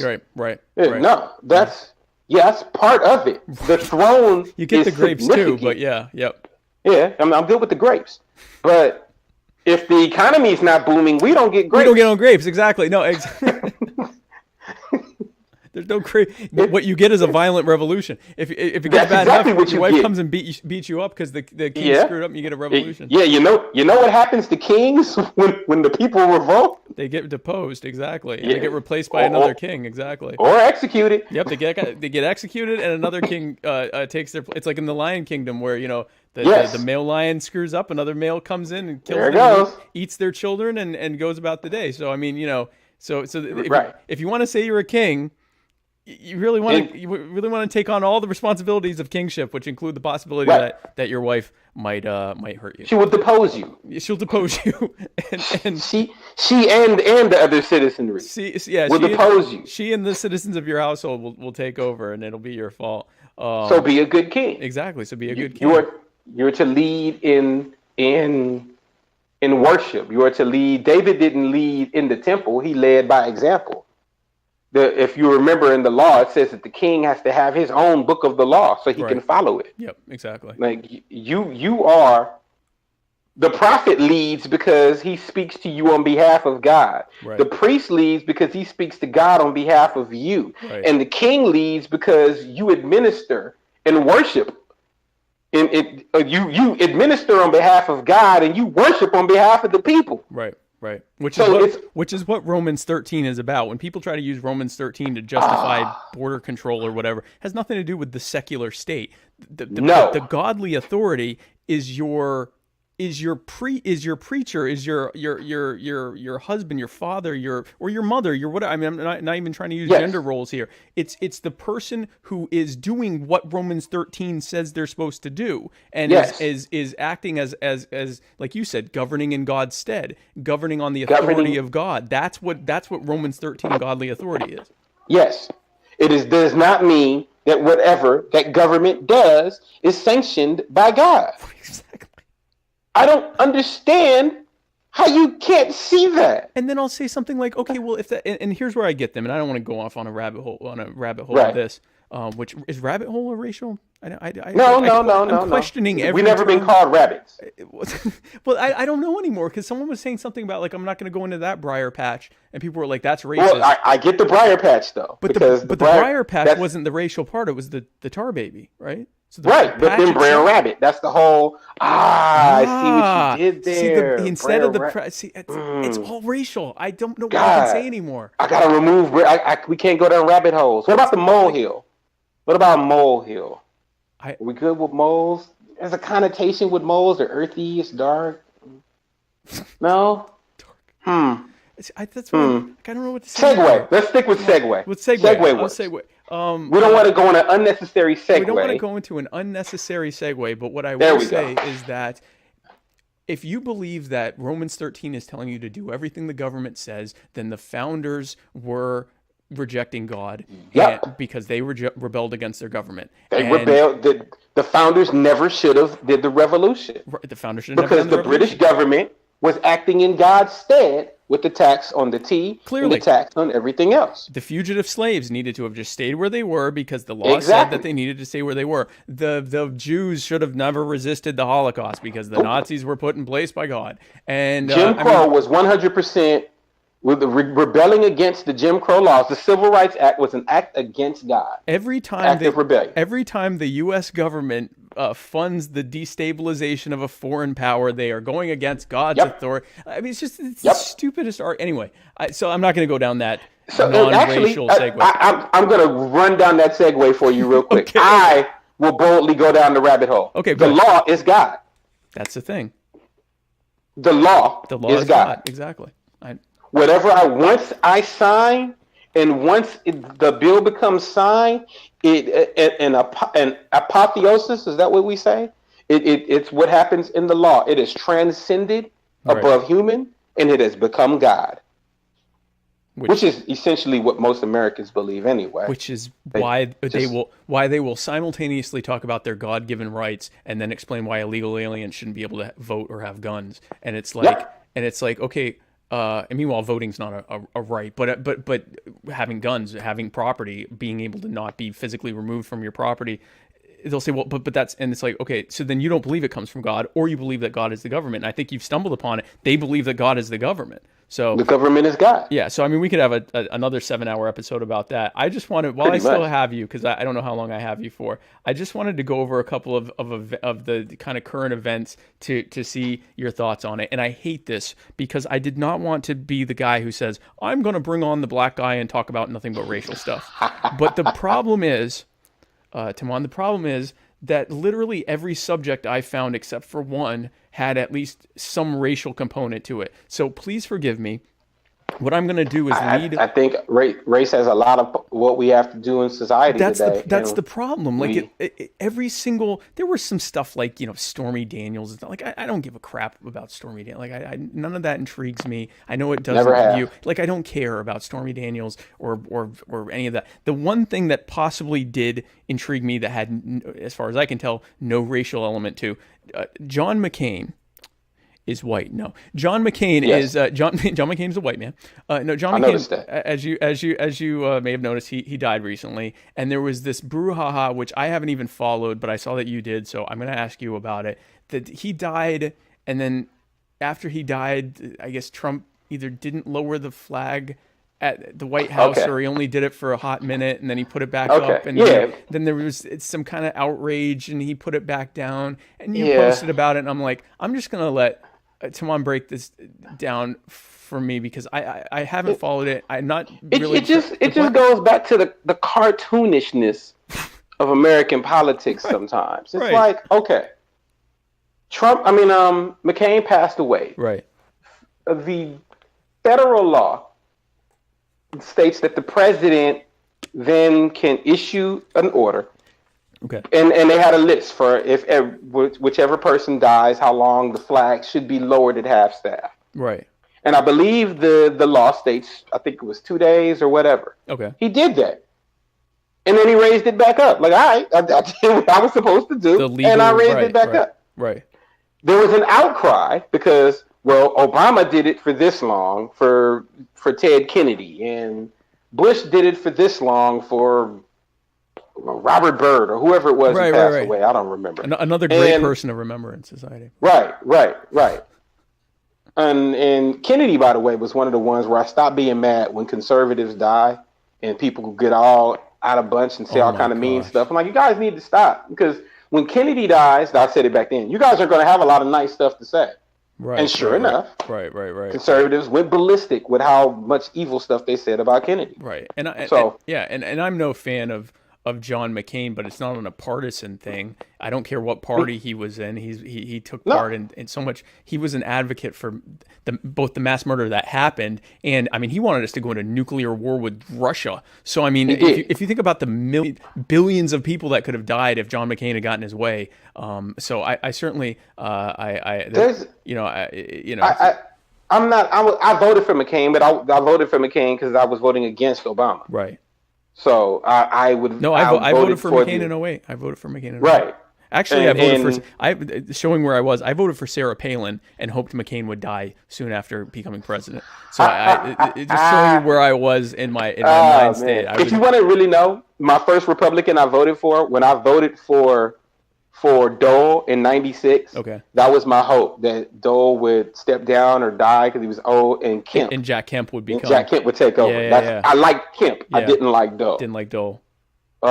Yeah, I actually there was a sticker. I think I had the sticker, or I either had the sticker or saw something, and it said McCain, but in bigger letters it said Palin, and under that it said just a heartbeat away, and that was the tagline. Hilarious. That's hilarious. But yeah, like you said, it's a cartoonishness about the whole thing. It was. I mean, everybody who was going on and pining about McCain now and what a great person and passed away. I said, if all of y'all would have said this in 2008, Obama wouldn't have been president.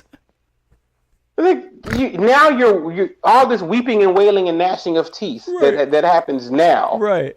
Like, and it's because I've heard people saying, "Oh my God, I miss George Bush so much." Really? I still remember the George Bush with the Hitler mustache stuff, and Bush was Hitler. And now you miss him because of Trump. You miss him because of Trump. And I hate to say this, and people hate when I say this. I hate to say this. It's like I'm a real movie buff, in case you can't tell. I just that's why I'm so disappointed. That's why you're so disappointed in me, exactly, right. So much. It's like, I'm seriously reconsidering our friendship. I really am. I reconsider my friendship with myself on a daily basis. You should. Right. You should. Right. These are things you should ponder. No. There's a line, the beginning monologue in The Departed is just such a great monologue that Jack Nicholson delivers. And one of his lines is one of the ones I always use for Black nationalism, where he says, nobody's going to give it to you. You're going to have to take it. Right. The first line in the movie is, I don't want to be a product of my environment. I want my environment to be a product of me. And he says later on in that same monologue, he said, they used to tell us when we were kids, we could either be cops or we could be criminals. And I say, when we're staring down the barrel of a loaded gun, what's the difference? Right.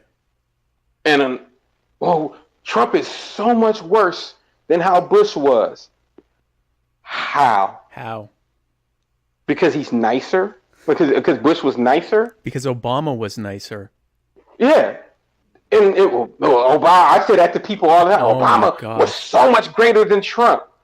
How? Where? Like the woman where she's doing the viral video and she's like, where? And they're like, I guess someone said she was wearing. I'm like, like Obama was better. I'm like, where? It's the same. It's really the same person. I'm sorry. Black unemployment is down. It was going down. It was already going down. That whole thing, it's the stupidest thing. I get it. Yes, it's true. But the economy does one of these. It is influenced by the Federal Reserve and by government. It is not influenced by individual politicians. Did the tax cuts help? The tax cuts help. Presidents have almost no influence on the economy, or whether it's especially the bubble.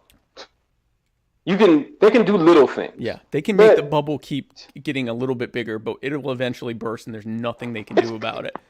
Absolutely nothing. Nothing. When this bubble burst that we're in now, when this bubble bursts in, checking my watch, what, 2.5 years? I'm being nice at 2.5. Whenever, yeah. Who knows? Because it's gonna burst. It's what it does. That's what bubbles do. It's an equity bubble that's based on It's based on endless printing of fiat currency, which means it's built on worthless paper. We could do a whole nother show forever on the dangers of fiat currency. Right. Of where we are. Yeah. So, So back to McCain, real quick. It was silly. Trump could have keep the flag up for a week instead of being petty as he is. He is petty. Why are you guys acting like you're surprised at the pettiness of thin-skinned president in history? You're now shocked that he's like this. Like, how are you surprised? Donald Trump. They do these celebrity roasts all the time on Comedy Central. Right. High freaking hilarious. Right. Trump agreed to be roasted a few years back, and it was one of the funniest ones. I still can't believe that he decided to do it. You're like the thinnest skinned dude in the world, and you let everyone they took the worst shot. Well, actually, in a roast, they roast other people worse. Right. Like one of the jokes. You know how they say jokes at a roast where nobody laughs, they just all kind of go, ooh. Yeah, it's all gut punches. Right. What did she say? She was like, God, you have the worst hair. Look at your hair. If your hair got any worse, you'd be living in Florida, married to Kelly Preston, pretending not to be gay. God. And I said, God. And my wife went, I don't get it. I said, they're talking about John Travolta. She said, John Travolta's gay? She still doesn't believe that one. I don't know what to tell you there. But I don't stuff like that. And they hit him kind of hard too. I watched that recently, and I saw the Snoop Dogg one where Snoop Dogg was roasting it, and I'm like, man, he hit him. I mean, he was respectful, but he hit him harder than you would. Donald Trump ran for president because Obama made fun of him at the White House Correspondents' Dinner. That's what started all that. Yep. This is the most thin-skinned president. That's it. Like ever. But when I tell people all the time, and I've heard people on the left and the right say this. Right. And you be like, well, anybody can be president. There you go. Because it doesn't matter. It doesn't matter, exactly. This is what happens when you make somebody president that has never been groomed for the position. That they've just been rich and they've been a jerk their entire life and they think they can buy their way into wherever they want to go. And you just rewarded that. Yep. You just rewarded everything that they think. And nothing really changes for your life anyway, because it doesn't matter. No. I make that argument when I deal with people too here, where they want to blame Trump for everything that happens to them bad here in Los Angeles. And I say, you live under a Democrat city council with a Democrat mayor, with a Democrat county supervisor, with a Democrat state senator and a Democrat state assemblyman, with a Democrat congressman and a Democrat senator in a state run by a Democrat governor, and you're blaming Trump. Trump did it. Trump's been in office since January 20th of last year. Prior to that, L.A. I've never been to L.A., but I presume that prior to that moment, L.A. was utopia. Pretty much. No, it was not. Yeah, how about that? So that's the thing. So, but you're under eight layers of Democrats rule. And you're still blaming Bush or you're blaming Trump. You did have this guy in between who you conspicuously don't blame for anything. Wait, before you tell me that one, watch this one. Here's the fun part. This is the fun part about being in the middle. Yeah, because you can tell it's all these liberal policies. And I'm like, yeah, okay. San Jose is running pretty okay. Boston's running okay. Yeah. I can point out a whole lot of liberal states that are running okay. Right. It's not the liberal thing or the conservative thing. It's the corrupt thing. It is. It's how much it really boils down to this, in my mind anyway. How much is that government or the various layers of government allowing the market to do its thing? Yep. Or Yep. Or conversely, because this happens as well, how much is that government robbing from as much of the surrounding areas as possible and handing off to people? Those are the only two ways that government can influence how the economy is doing in a local area, is either by letting the market do its thing or confiscating from others and handing it. And only one of those is sustainable. Only letting the market do its thing is what's going to actually sustain real wealth that doesn't, burst. And that is why California used to do good. Right. Because you had Silicon Valley and Hollywood, and you let the market do its thing. You let the market do its thing, exactly. But the more you take, the more you continue to take from those who are the ones contributing to it. Yep. The less it will continue to boom. Right. Well, and they head to Texas, so I mean, And one day, I hate to say it, I love Texas. If I could drag my wife to Houston, I would. She wouldn't go, and I like being married to her, so we can't. But it's either marriage or Texas, right? Yeah. So we're staying here until my wife eventually looks at her check and goes, "They're taking 80% of my check." Right. Then we'll probably you're headed leave. to Texas, yeah. Or somewhere else in the South where it doesn't go down this way. Myrtle Beach. But eventually, it's going to happen to Texas too. Oh, it's going to go everywhere. They're going to see. It's going to. It's going to happen everywhere. That's the problem with. Because it's not about Democrats, it's about collectivism. Republicans are just as big. Republican politicians and most Republican voters are every bit as collectivist. You just have to phrase it differently. Instead of calling it fairness, you call it patriotism. Instead of calling it equality, you call it strength. And vice versa. Instead of calling it strength, you call it equality. And instead of calling it patriotism, you call it fairness. You use catch terms that are meaningless and couch what your real objective is, which is to rob people of their agency and their personal rights and identity and property, and force it into a collective. And to whatever degree you do that, you're going to fail. In California, I used to say the same thing back when I was running. I mean, back when I was not running. I really wouldn't. I'd be wasting my time. Right. But I used to ask people all the time, what's the difference between taxing and spending and borrowing and spending? You're still spending. You're still spending. You're still taking money that's not yours. Exactly. It's still going to end up collapsing later. Is it going to collapse now or is it going to collapse in 3 years? The levee is going to break. Yeah. And you're either Why don't we fix the levee? You're either stealing from their purchasing power directly by taking their money, or you're stealing from their purchasing power through endless printing of fiat notes that makes what they make worthless. And like you said, we could talk for 7 weeks about that. So I mean, it's very interesting. So all of these other subjects I hate are at least somewhat racial, but literally, I'm telling you, I spent 3 days like looking for interesting stuff, and I'm like, nothing else is interesting doesn't have an interesting racial. So I'm just going to go right into it. South Africa. Okay. South Africa. You may or may not have heard, but a while back, there were some white people that went into South Africa and basically took it over, took the land over and subjugated the people for a couple centuries.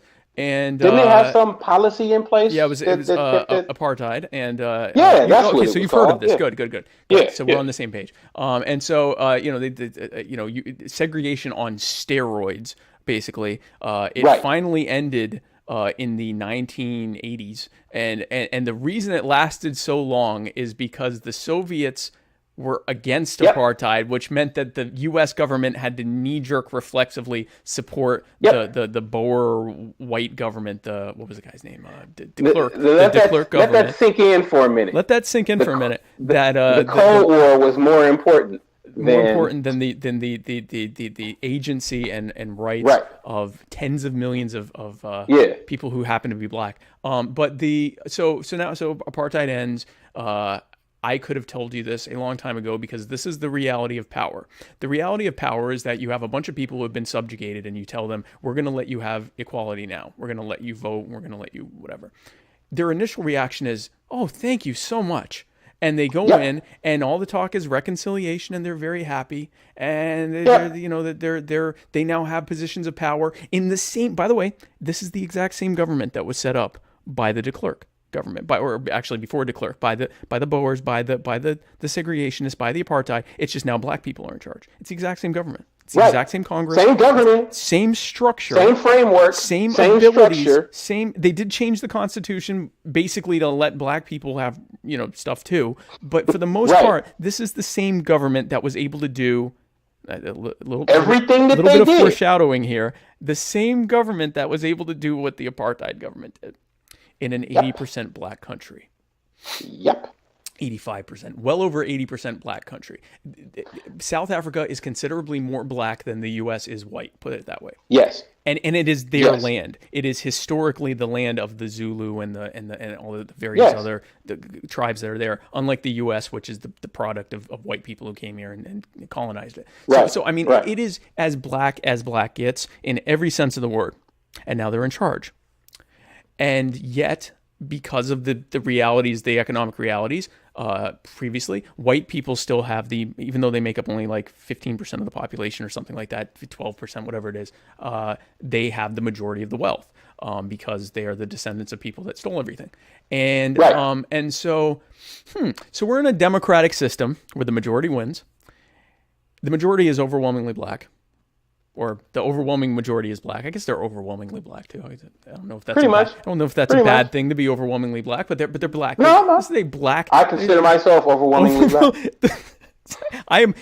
My lighting shows that I am overwhelmingly white. We embrace who we are. But I wouldn't say overwhelmingly. You got a little color. Around your. That's stubble. That's hair. Oh, that's hair. So, which is why I have any color. But this is a funny side note. I got a vitiligo spot here, which happened sometime in 2016. You can't see it. It's there. I only noticed it after I got some sun, and then I started looking back at pictures and realized that it happened around sometime in 2016. I must have had some kind of autoimmune reaction and had vitiligo. I am so white that I went roughly 2 years with vitiligo. Without noticing. That is the funniest thing. Vitiligo, ladies and gentlemen, is when your immune system attacks the melanin producing whatever in your skin and causes these spots. Sometimes it's progressive where it gets worse and worse. Mine was just a one-time single attack.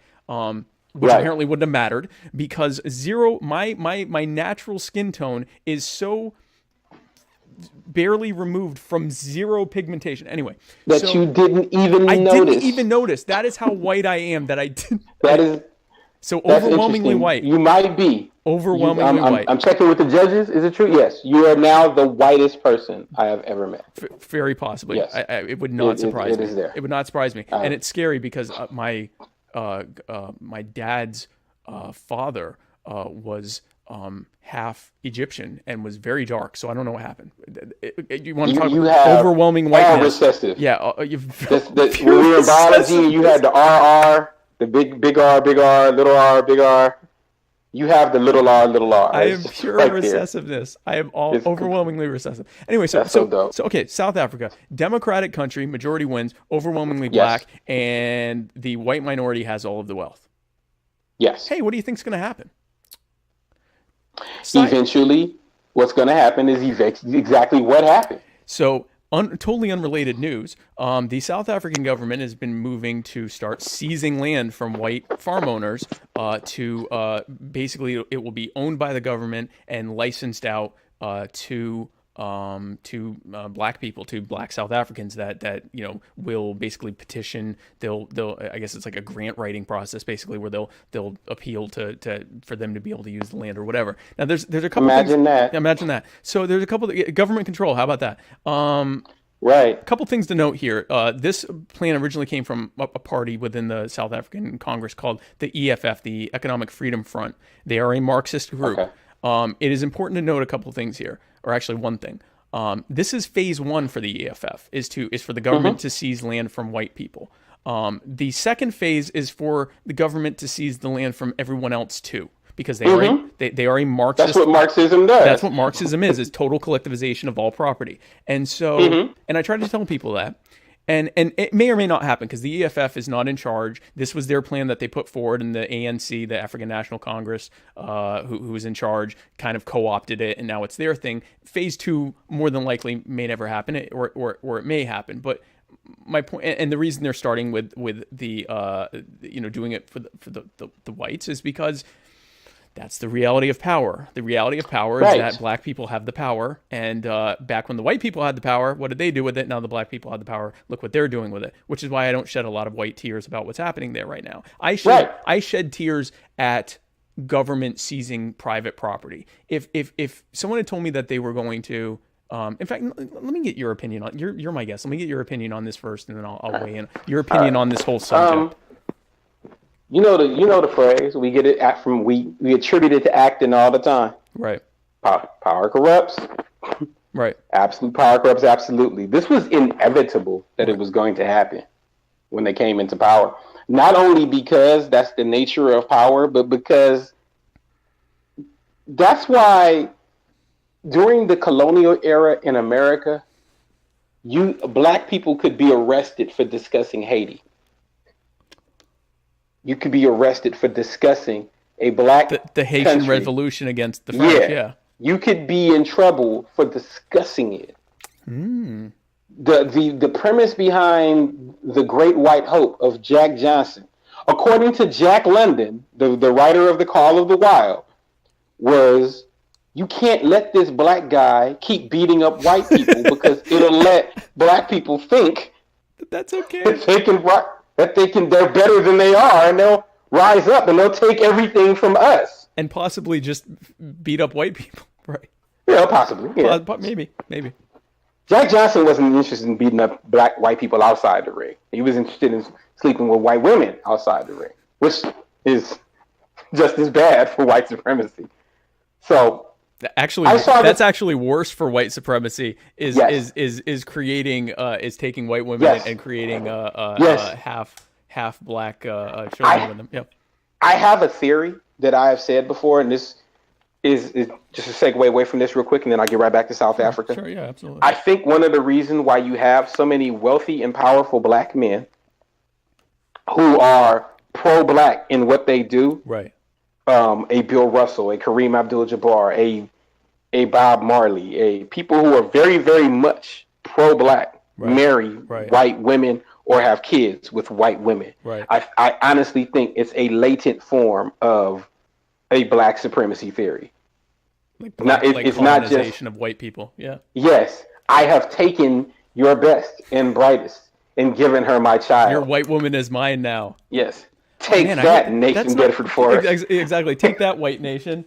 I have blackened your nation. I want to say something because the implication could be that for those who don't know, my wife is black, and I don't want the implication here for people to think that it's possible that I married a black woman to. And I don't think that's what you've done. I've been chasing the black woman dragon for 20 years now.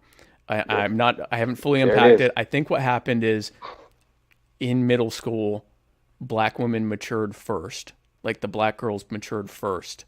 And the white girls still looked like girls, and the black women looked like almost full-grown women.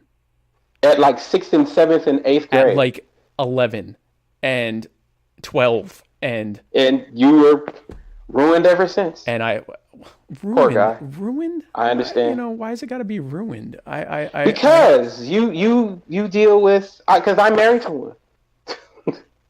Oh, you just mean ruined in the sense of, yeah, okay. I see what you're saying. Yeah. I thought you meant it was ruined because it was a black woman. I'm like, that's no. Ruined because it was women. Period. Yeah, no, I've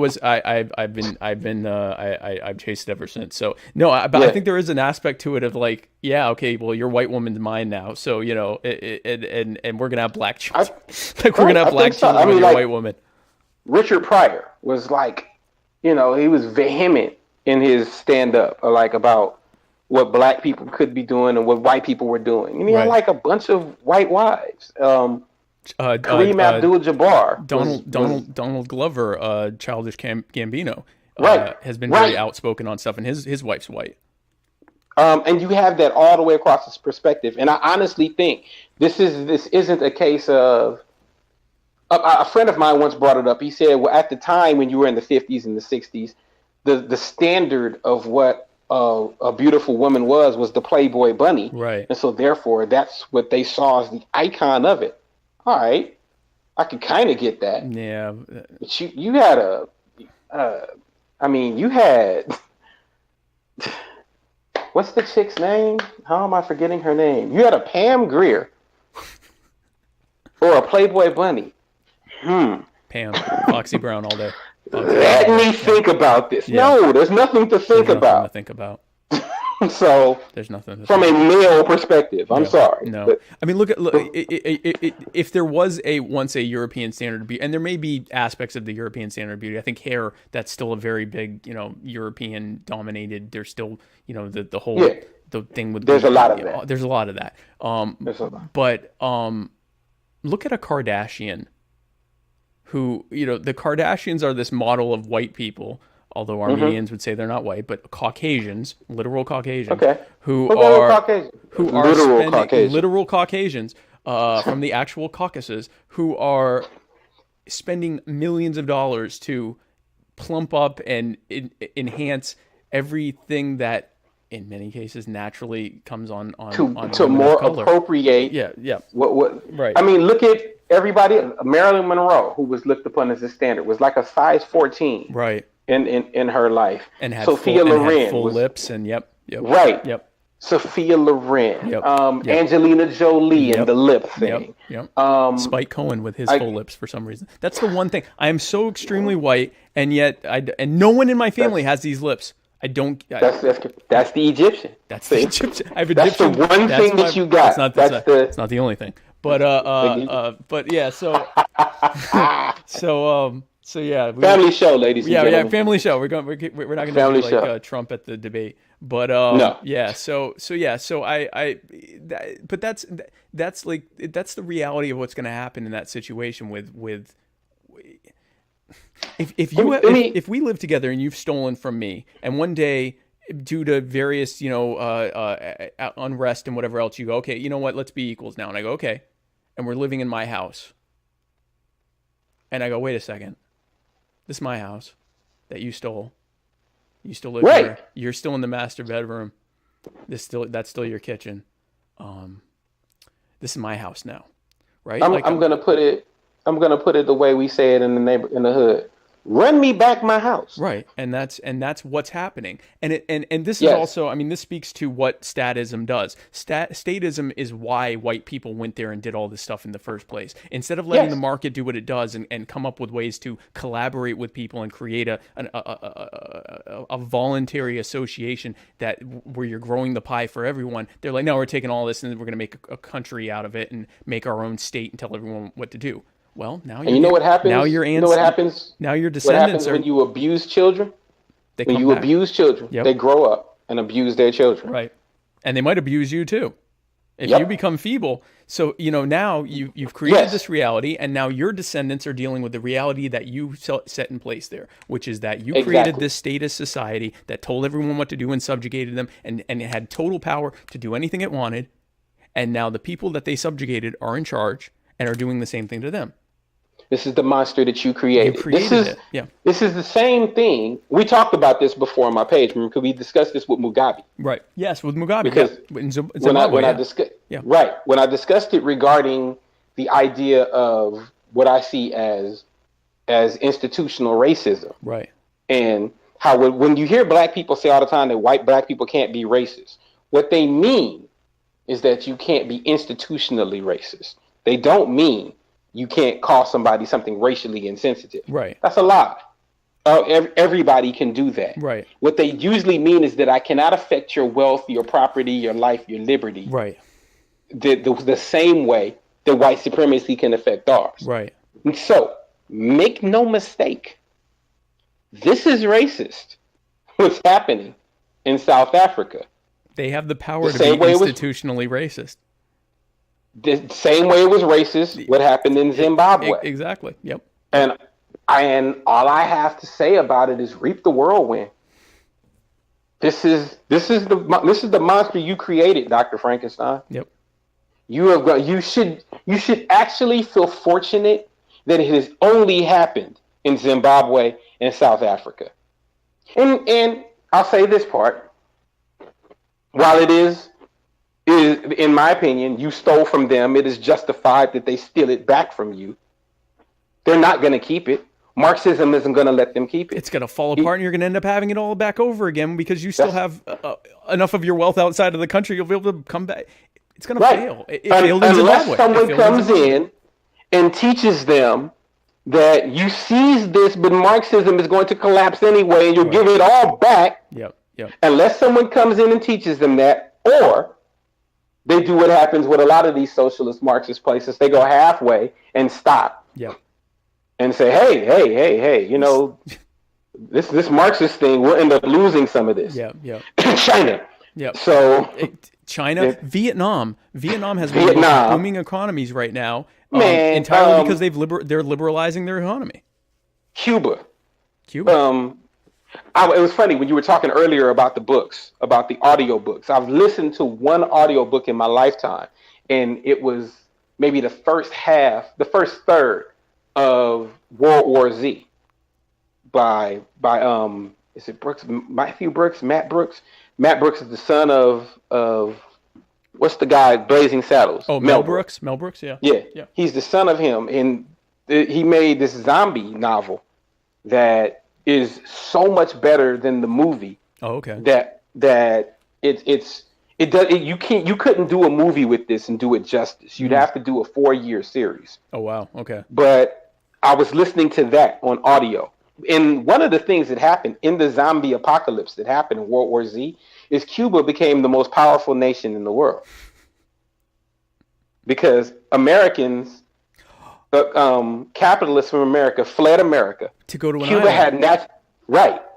Cuba had natural defenses, so they could patrol their land better than everyone else could. When America continued to collapse, Cuba had things to trade and they had money. And what happened is the people from America came and kind of took over the communist. They got rid of the communist economy, made it a capitalist booming economy that was safe for all. And it had the highest economy in the world. That's funny. That's actually plausible. That's because Cuba is also the biggest island in the Caribbean too. Right. So that And I would recommend, if you ever get around to doing it, you should do World War Z. Because not the movie, the book. No, not the movie. The movie is a standard zombie movie with Brad Pitt. It's pretty good. Yeah, I saw the movie. It was good. It was action packed, but it didn't have substance. Nothing on the social economic stuff that's in the novel World War Z. Like the original plan to get rid of the zombies began with a South African plan that we can't save everybody. So we're going to leave some people in some areas, evacuate the most important people, and you leave those people in the areas so the zombies can eat them. Which just creates more zombies. Well, you drop them food and supplies and stuff like that, but we're able to keep the government safe. So I evacuate everybody out of D.C. Right. And I leave Baltimore and Virginia to themselves, and we airdrop them some stuff. That didn't happen in America, but that was part of the plan. Right. And so other nations, so much stuff in the book. There ended up being a war in Jerusalem because the guy didn't want to go to Jerusalem because he knew that this whole zombie thing was a Zionist trick, and he ended up being there for the Zionist. To make sense. Yeah, it was. Well, you know, there's so much social economic stuff in the book. You really should read it. Hey, wouldn't be the first Jew to raise people from the dead? Huh? I'm just saying. Huh? It happened before. There was this guy. It could happen again.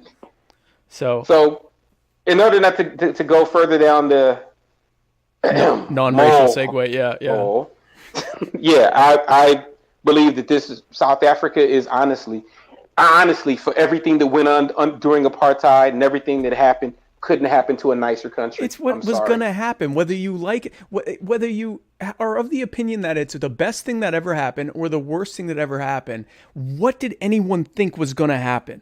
Why in did a you think it was democratic going to ever system be different? with a government that has the power to steal from everyone, codified in their constitution. What on earth made you think that it was going to end any differently? Anyway, I'm shocked. And I'll say one more thing. One more thing. Go ahead. There is a definite reason why Americans are so terrified about what happened in South Africa.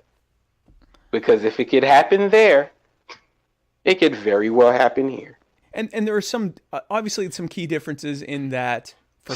First of all, we're majority white, so that makes it harder from an electoral standpoint. There's also the fact that there were so many different cultures. South Africa is as cut and dry as it gets. A single culture came in and subjugated the people there in their homeland, and then stood there and went, well, this is ours now. Well, what do you mean you're going to take it back? Right. So there's a lot of like the actual a lot of things, a lot of dominoes would have to fall for it to happen. Yeah, in the U.S. there's so many different layers in that. First of all, there were many different nations involved. There were many different nationalities involved. All these different, no group can claim, except for anyone who's 100% native. No group can claim full, true ownership. Even the Latinos are still have Spanish blood, and black people are the descendants of people that were brought from Africa, even though I know that Lumbees and some of the other tribes that they say they aren't African, whatever. But they say that they're not black. DNA doesn't lie. DNA is what it is. But hey, you know what? They claim that maybe Africans came over. And who knows? I don't know.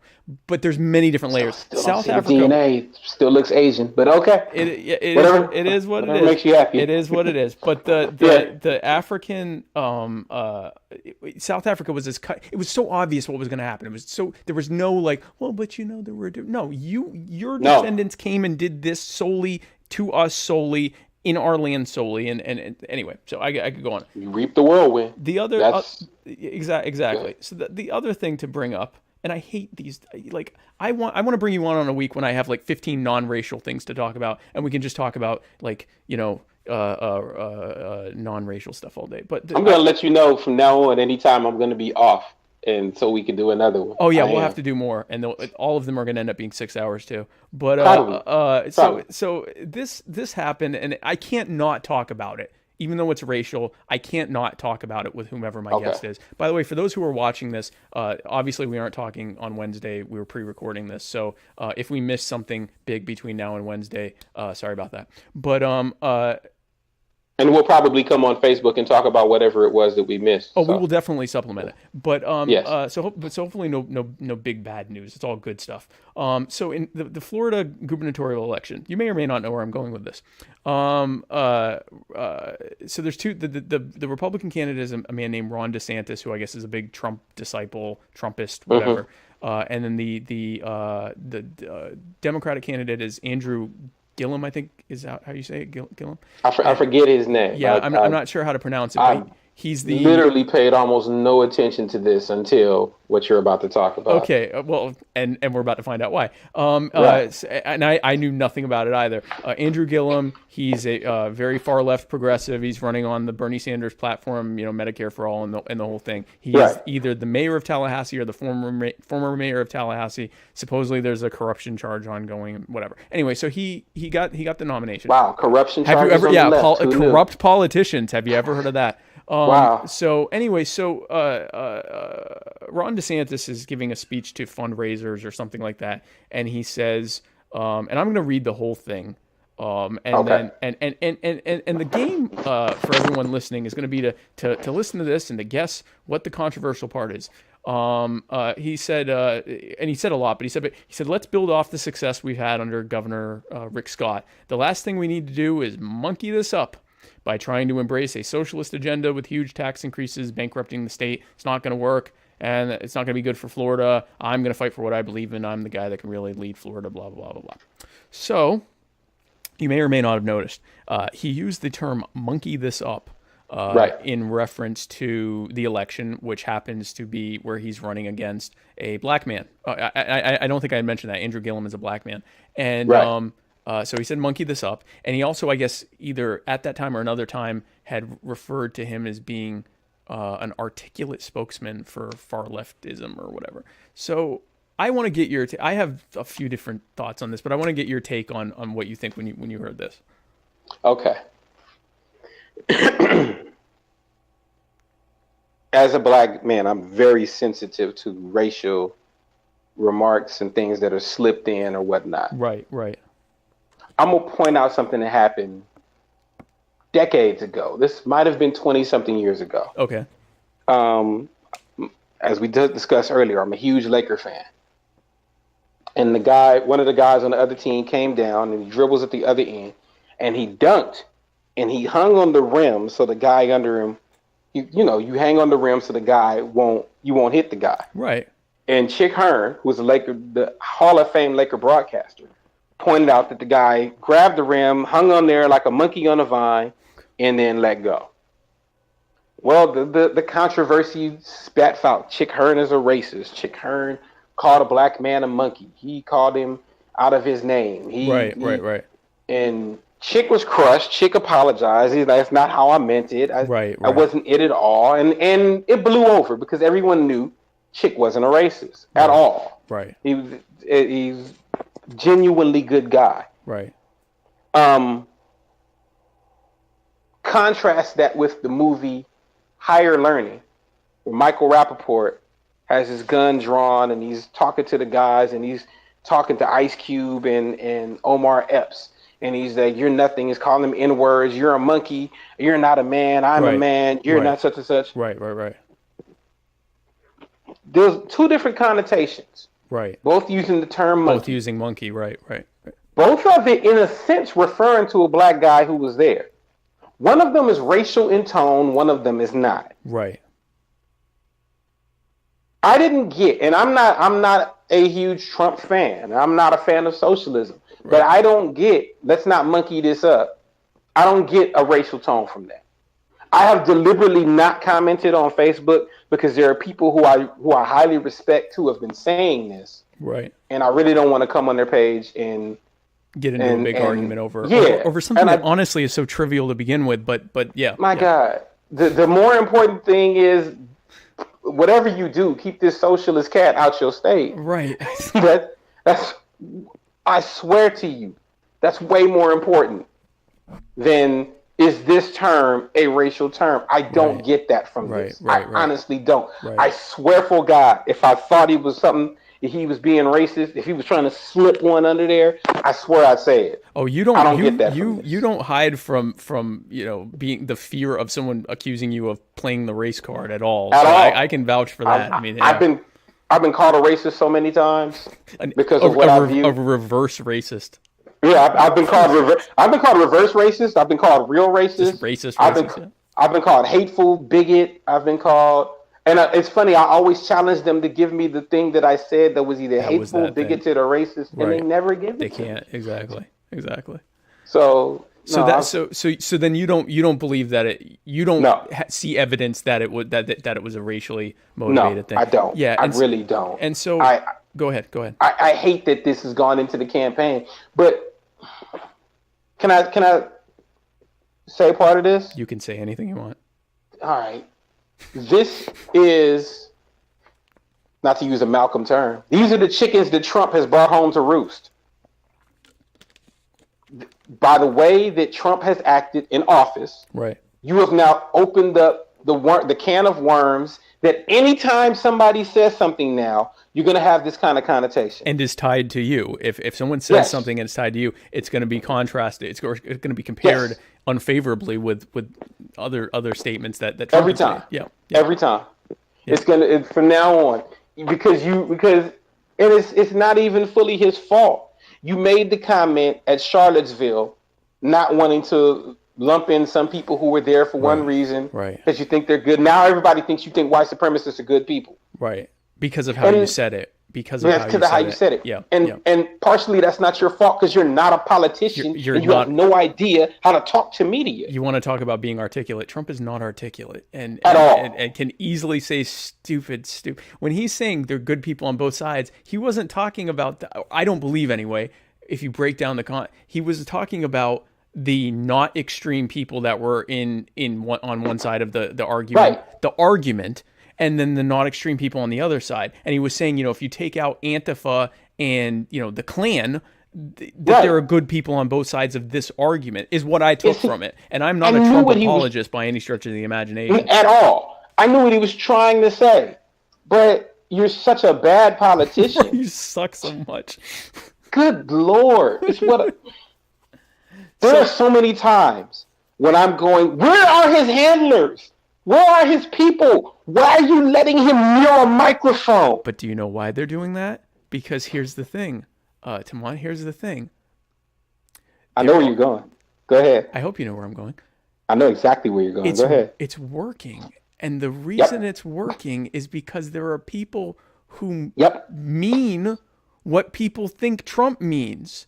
And so when the media goes, oh my gosh, Trump thinks that there are good Klansmen. There are really people who think that there are good Klansmen. An unsettlingly high number of people who are like, yeah. And I don't think it's when the media painted Trump as this, as Chris Rock Dave Chappelle called him the white Malcolm X.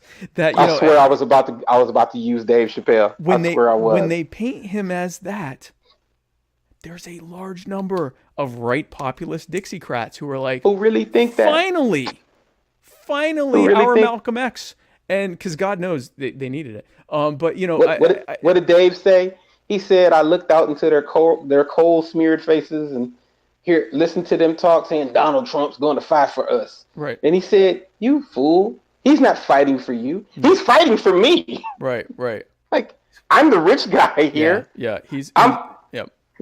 I'm the rich, wealthy guy. He's not fighting for you. Yep. He doesn't care about you. Yep. He didn't care about anyone. But Trump cares about nobody. Specifically, honestly, he cares about himself and I guess his daughter, and that seems to be and being in power. And being in Trump power. cares about doing what makes him look like he's in power. Right. That's the important thing. Right. So, but he's a billionaire. I keep trying to tell people this is how lots of billionaires are. No, they're not. No. I swear they are. If you had, what's my boy's name? The guru, the Berkshire Hathaway. What's his name? Warren Buffett. Warren Buffett. If Buffett was in charge, it'd be a lot like this.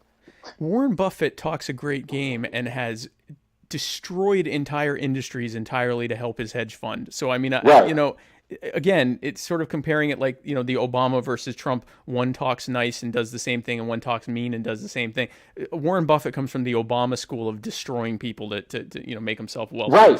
So right. I mean, God bless him, he's doing it, but But he's not this nice, sweet guy who's gonna come out and say, he's not your grandpa, and he's not care about he's you. not. Yeah, he's not country time lemonade. And most people who get to a net worth of $1 billion aren't that guy. Not in a statist society. In a true free market society, you could do it entirely through voluntary association. In a statist society where the pie it's allowed to grow, but it still has to remain somewhat fixed, you're hurting people. You have to hurt people. Somebody's throat is being cut. Exactly. So I tended to agree with you that I didn't think, after reading the whole thing, I didn't think it was racially motivated. But like you said, hey, you guys started this. And second of all, here's the other thing. This speaks to, and going back to black nationalism, this speaks to the fruits of forced association. We are a nation of several different actual nations that don't think the same way. They don't like each other. They use their vote to hurt other people. So it's almost like a proxy civil war where we use the government as our chess piece to try to bludgeon the other side. We don't like each other. We in some cases hate each other. And I'm not even saying on just a racial thing, but on many different layers: class, political beliefs, religion, race, social standing, values, belief systems, and values. We are not a common and united people, and it's a joke to pretend we are. There's a book. If I can interrupt you real quick, that's on the same thing. There's a book that I read years ago that influenced me so much about this same thing. And it was a book called The 9 Nations of North America. Okay. And where it was saying that we believe that North America and the Caribbean are basically three large nations and a bunch of small, small nations. It's like, no, there's actually 9. Okay. 9 of them total. Right. And they divided it out to where they could be in the same state, right? And they're nothing like in California. where I live. Yeah. Los Angeles and San Francisco are nothing alike. Exactly. And that's because they're completely different nations. Right. And even within those cities are different mini nations, different cultures. Even within. Quebec, which is one of the nations that they had, the area, the French-speaking part of Canada, is almost nothing like the rest of the places around. Yep. The reason why Boston hates New York so much is because they're completely different nations. Yeah. New England is completely different than I made the mistake of thinking that New York was part of New England because York was England. God. And oh boy. Oh my God. I was corrected quite a bit vociferously by people that I thought were my loved ones.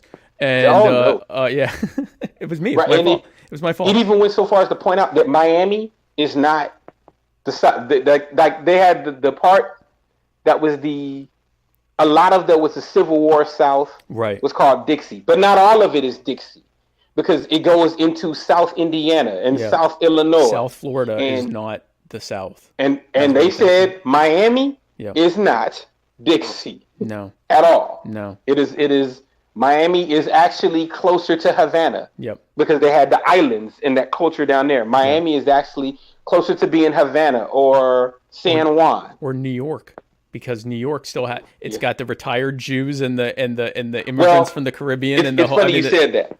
They had 3 cities that were anomalies that were completely different. Right. They fit in with no nation. Right. And they were Manhattan. Yep. Manhattan specifically. Yeah. Washington D.C. Right. And Hawaii. Yep. That Hawaii fits into none of the other categories. Right. Washington D.C.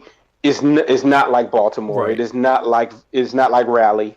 It's completely different. Right. And Manhattan, they said New York is different in general, but Manhattan is its own world. Right. Completely. Manhattan Island is different. Which is what everybody else. Which is what anyone in that area will tell you. It's not New York. It's not New York City. It is its own very specific area. Yes. And so forced association.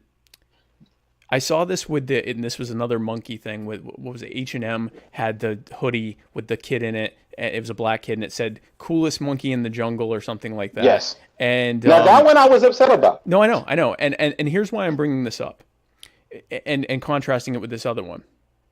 These are all valid opinions. You as whether you're white, black, whatever, but especially if you're a black person and you have that, that stigma of specifically of being compared to a primate, which even though monkeys have thin lips, but whatever, and have white faces typically, but that's a whole other subject. Even that negative connotation between black people and the lesser primates, monkeys, chimpanzees, gorillas, all of that stuff. You know that. And you hear that, it is valid for you to have that reaction. Even if that isn't truthfully what he meant or whatever, it is valid for you to have that reaction. It is also valid for someone to say, well, no, that didn't mean that at all, and why were we even talking about them, blah, blah, blah, blah.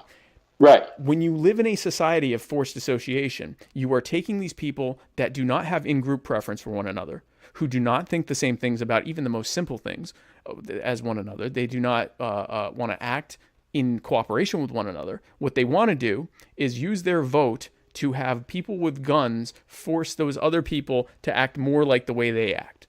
And so what ends up happening is that in that kind of a society, you're going to have conflict because people are using their vote passive aggressively to wage war against people within the jurisdiction of where they're voting that they hate. And so watching how people are reacting to a turn of phrase, which you and I don't believe had was intended to be racial, see how they react to that is a perfect example of, and how it's going to lead to major conflict. It is a perfect example of why this whole concept of forced association with one another is a abject failure in my mind.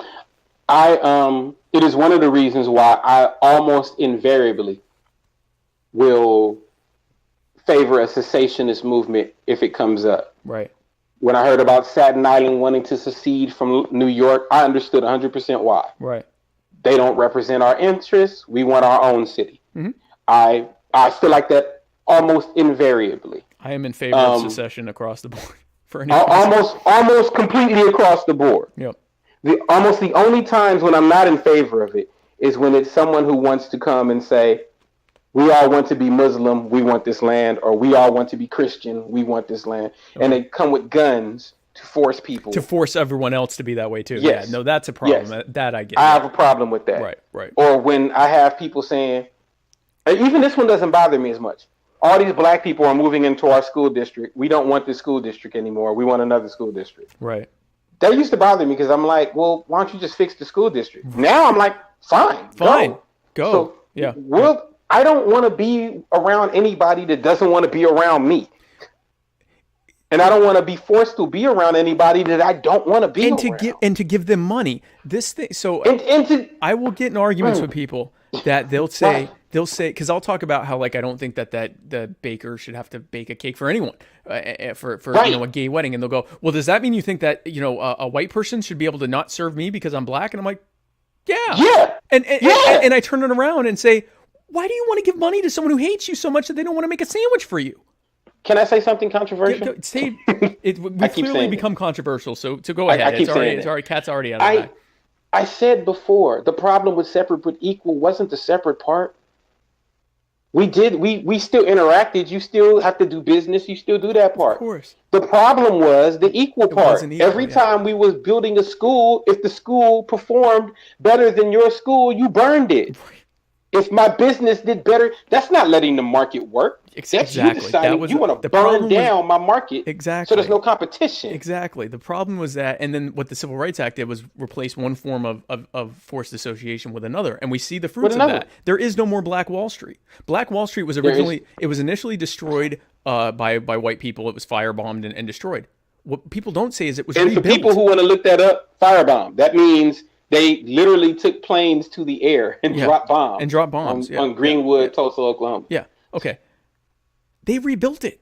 It got rebuilt. Yeah. What destroyed Black Wall Street was the fact that there was now forced association with white people, because yes, white people were being forced to associate with black people, but the flip side of that is that black people were being forced to associate with white people, and it was being done within the context and framework of a society where proximity to whiteness was equated to success. So if you were a black person, that you built this thing with other black people because that was the only thing you were allowed to do, and you were creating black greatness and black excellence, and now you're being told, you have to deal with white people, and in fact you get to deal with white people. What's going to happen there?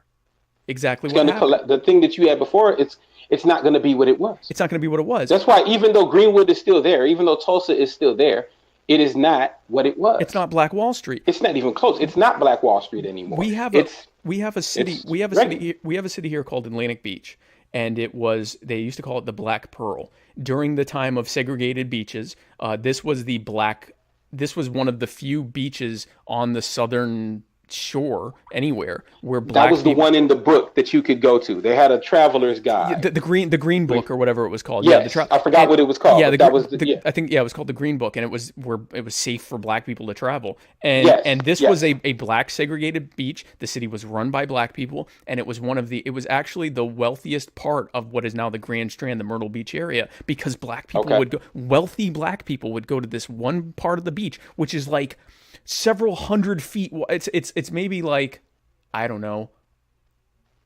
800 yards wide. I mean, it's like 4 city blocks, whatever that is. It's very small city, and it was their little area. When segregation ended, Atlantic Beach is now routinely, it's a poor area. It's surrounded by rich areas. It's a poor area. They routinely have to. The state goes in and removes the politicians because they're.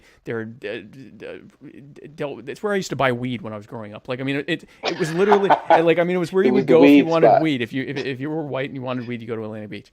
Or you go to the school if you were scared of black people. If you weren't scared of black people, you go to Atlantic Beach or Cedar Branch. But Cedar Branch was out in the middle of nowhere, and Atlantic Beach was right there. So that's what Atlantic Beach, and to this day, Atlantic Beach is where the drugs are. It's where the illegals live. It's like all of the the negative parts. It's the slum in the North Myrtle Beach area is Atlantic Beach, and it's entirely because of a combination of forced integration and a context within black culture that being around your own is inherently a negative thing, and that you should Yes. reach out for white approval and white proximity.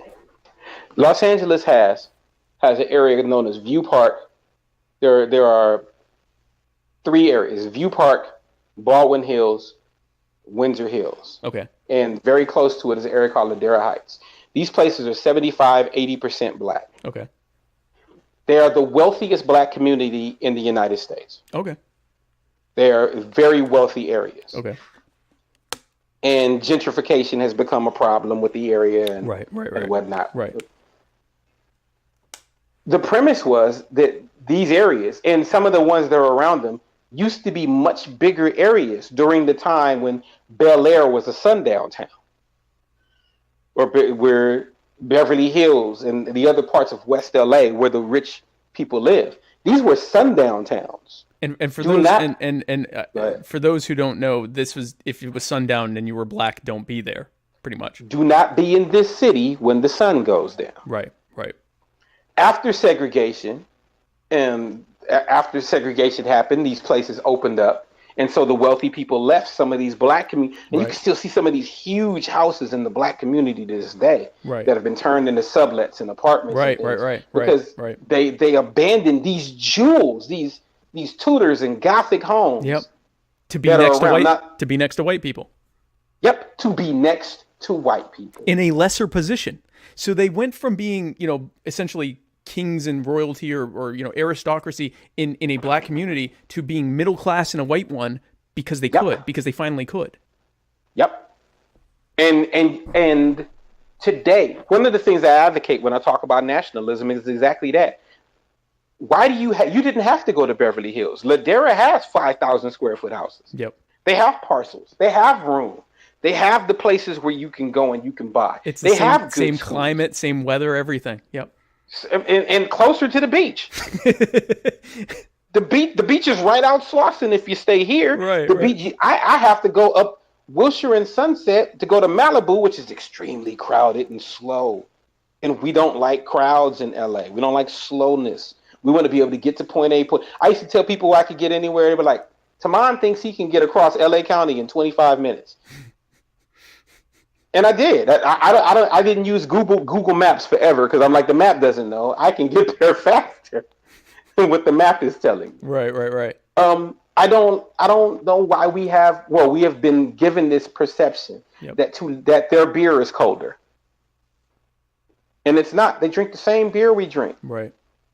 And that's evidenced by the fact that the gentrification is beginning to happen. I was waiting for you to the reason gentrification happens is because well-to-do white people look at these areas and go, these places are great.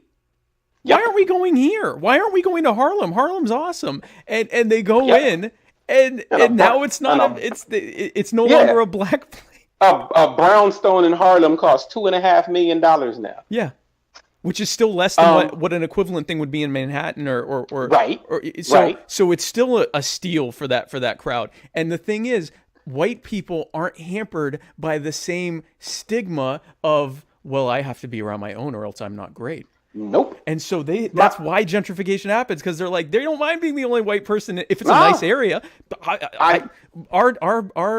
we have a home in the Toronto area, in a suburb of Toronto. It's a very nice area. Okay. I'm the only white person on our block. I'm the only white person on our block. It is mostly East Indians. There are some black people, Jamaicans, and obviously my wife.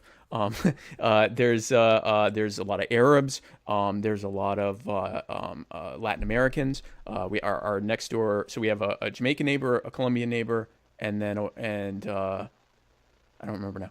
And then on the other side, there were Polish, but then they moved, and so now it's a black lady from Paris, and so it's a well-to-do community. Doesn't bother me at all. I don't feel like because I'm not around enough white people or enough Jews that there's something wrong with me. It's a great community. I love being there. It's nicer than where we live down here. And granted, yeah, go ahead. My premise of living in that area isn't so I can just say, yeah, I'm around my own. Right. No, I have an idea in mind of building that community. Right, exactly. So I would no more force that then I should be forced not to do that. Exactly. It's all voluntary association. I've had that premise when I talk to people all the time, that liberty, and that's another thing I learned from Dennis Prager. Yep. Liberty has always been far more important to me than equality. Yep. Equality means I take from you so that we all have the same thing. Right. Liberty means get out of my way and let me get what I want to get. Let me do my thing. Yeah. Let me do my thing. Yeah. Equality is... It's a bit of a myth, because it is impossible in any human affair, mass human affair, for everyone to be 100% equal without, like you said, for others being forced under to create. It is, that's why when people talk about wealth inequality, if we're all growing, who cares if that guy's that's covetousness. Me saying, okay, I'm not getting as wealthy as that guy. Okay, well then emulate what he's doing or what she's doing and try to do better. And if it's happening as a result of someone forcing me, that's another thing. But the act of equality in and of itself being a good thing. True equality happens in mass graves where everyone is killed. And there it is. There it is. Equality happens Everybody's at graveyards. Equal there. Yeah, graveyards are equality. So if we're not trying to achieve where we're all just perfectly standing still because we're dead, then maybe we can embrace some natural inequality that happens from the fact that may not be a priority for some people to have a big home or lots of money. Let them achieve what they're trying to achieve. That goes to where my nationalism, I go to the wealth gap, the quote unquote wealth gap. Right. White people make this, but black people need to make this. Right. I'm really not concerned, with all due respect to anyone, about what white people make. Right. I'm concerned about what black people don't. What black people do. Right. So let's get up what we make. If they make that, mazel tov. I'm perfectly okay with there being wealthy white people. I just want more wealthy black people. And if one day the wealth gap is that black people are on average wealthier than white people, that's also great. Like I'm fine with that too. I'm equally fine with that. I don't feel this need to go around and push the gauges so that we all make the exact amount. A year. Exactly.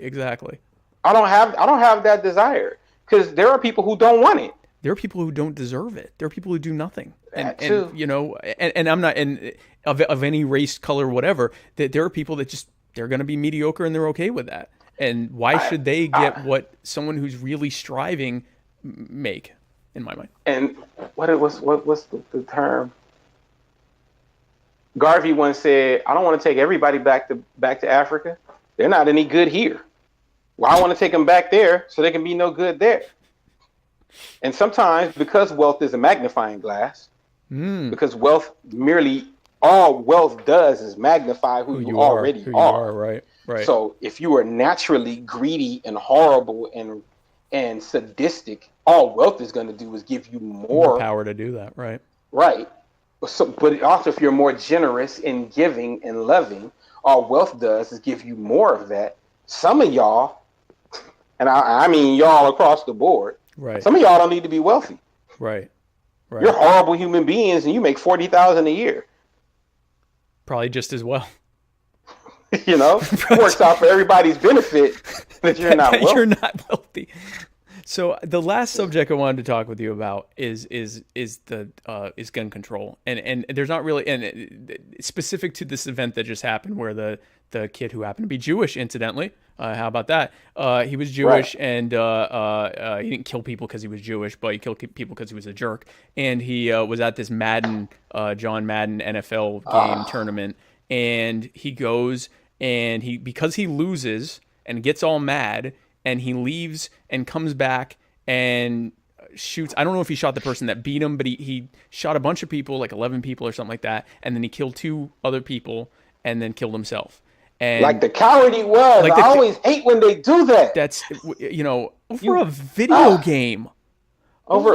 And I get that that's what he does for a living, but okay, great. Then over your money, you murder people? Anyway, so he kills people and he kills them. At least he killed himself. Honestly, that's my thing. At least he killed himself. I just always want him to face their trouble. That's a good point. You know what? That's a good point. Let him face, much longer, whatever. But at least he's not going to hurt anyone else. So at least this, of course, always anytime anyone is shot, this brings up the gun control debate. I understand in aggregate.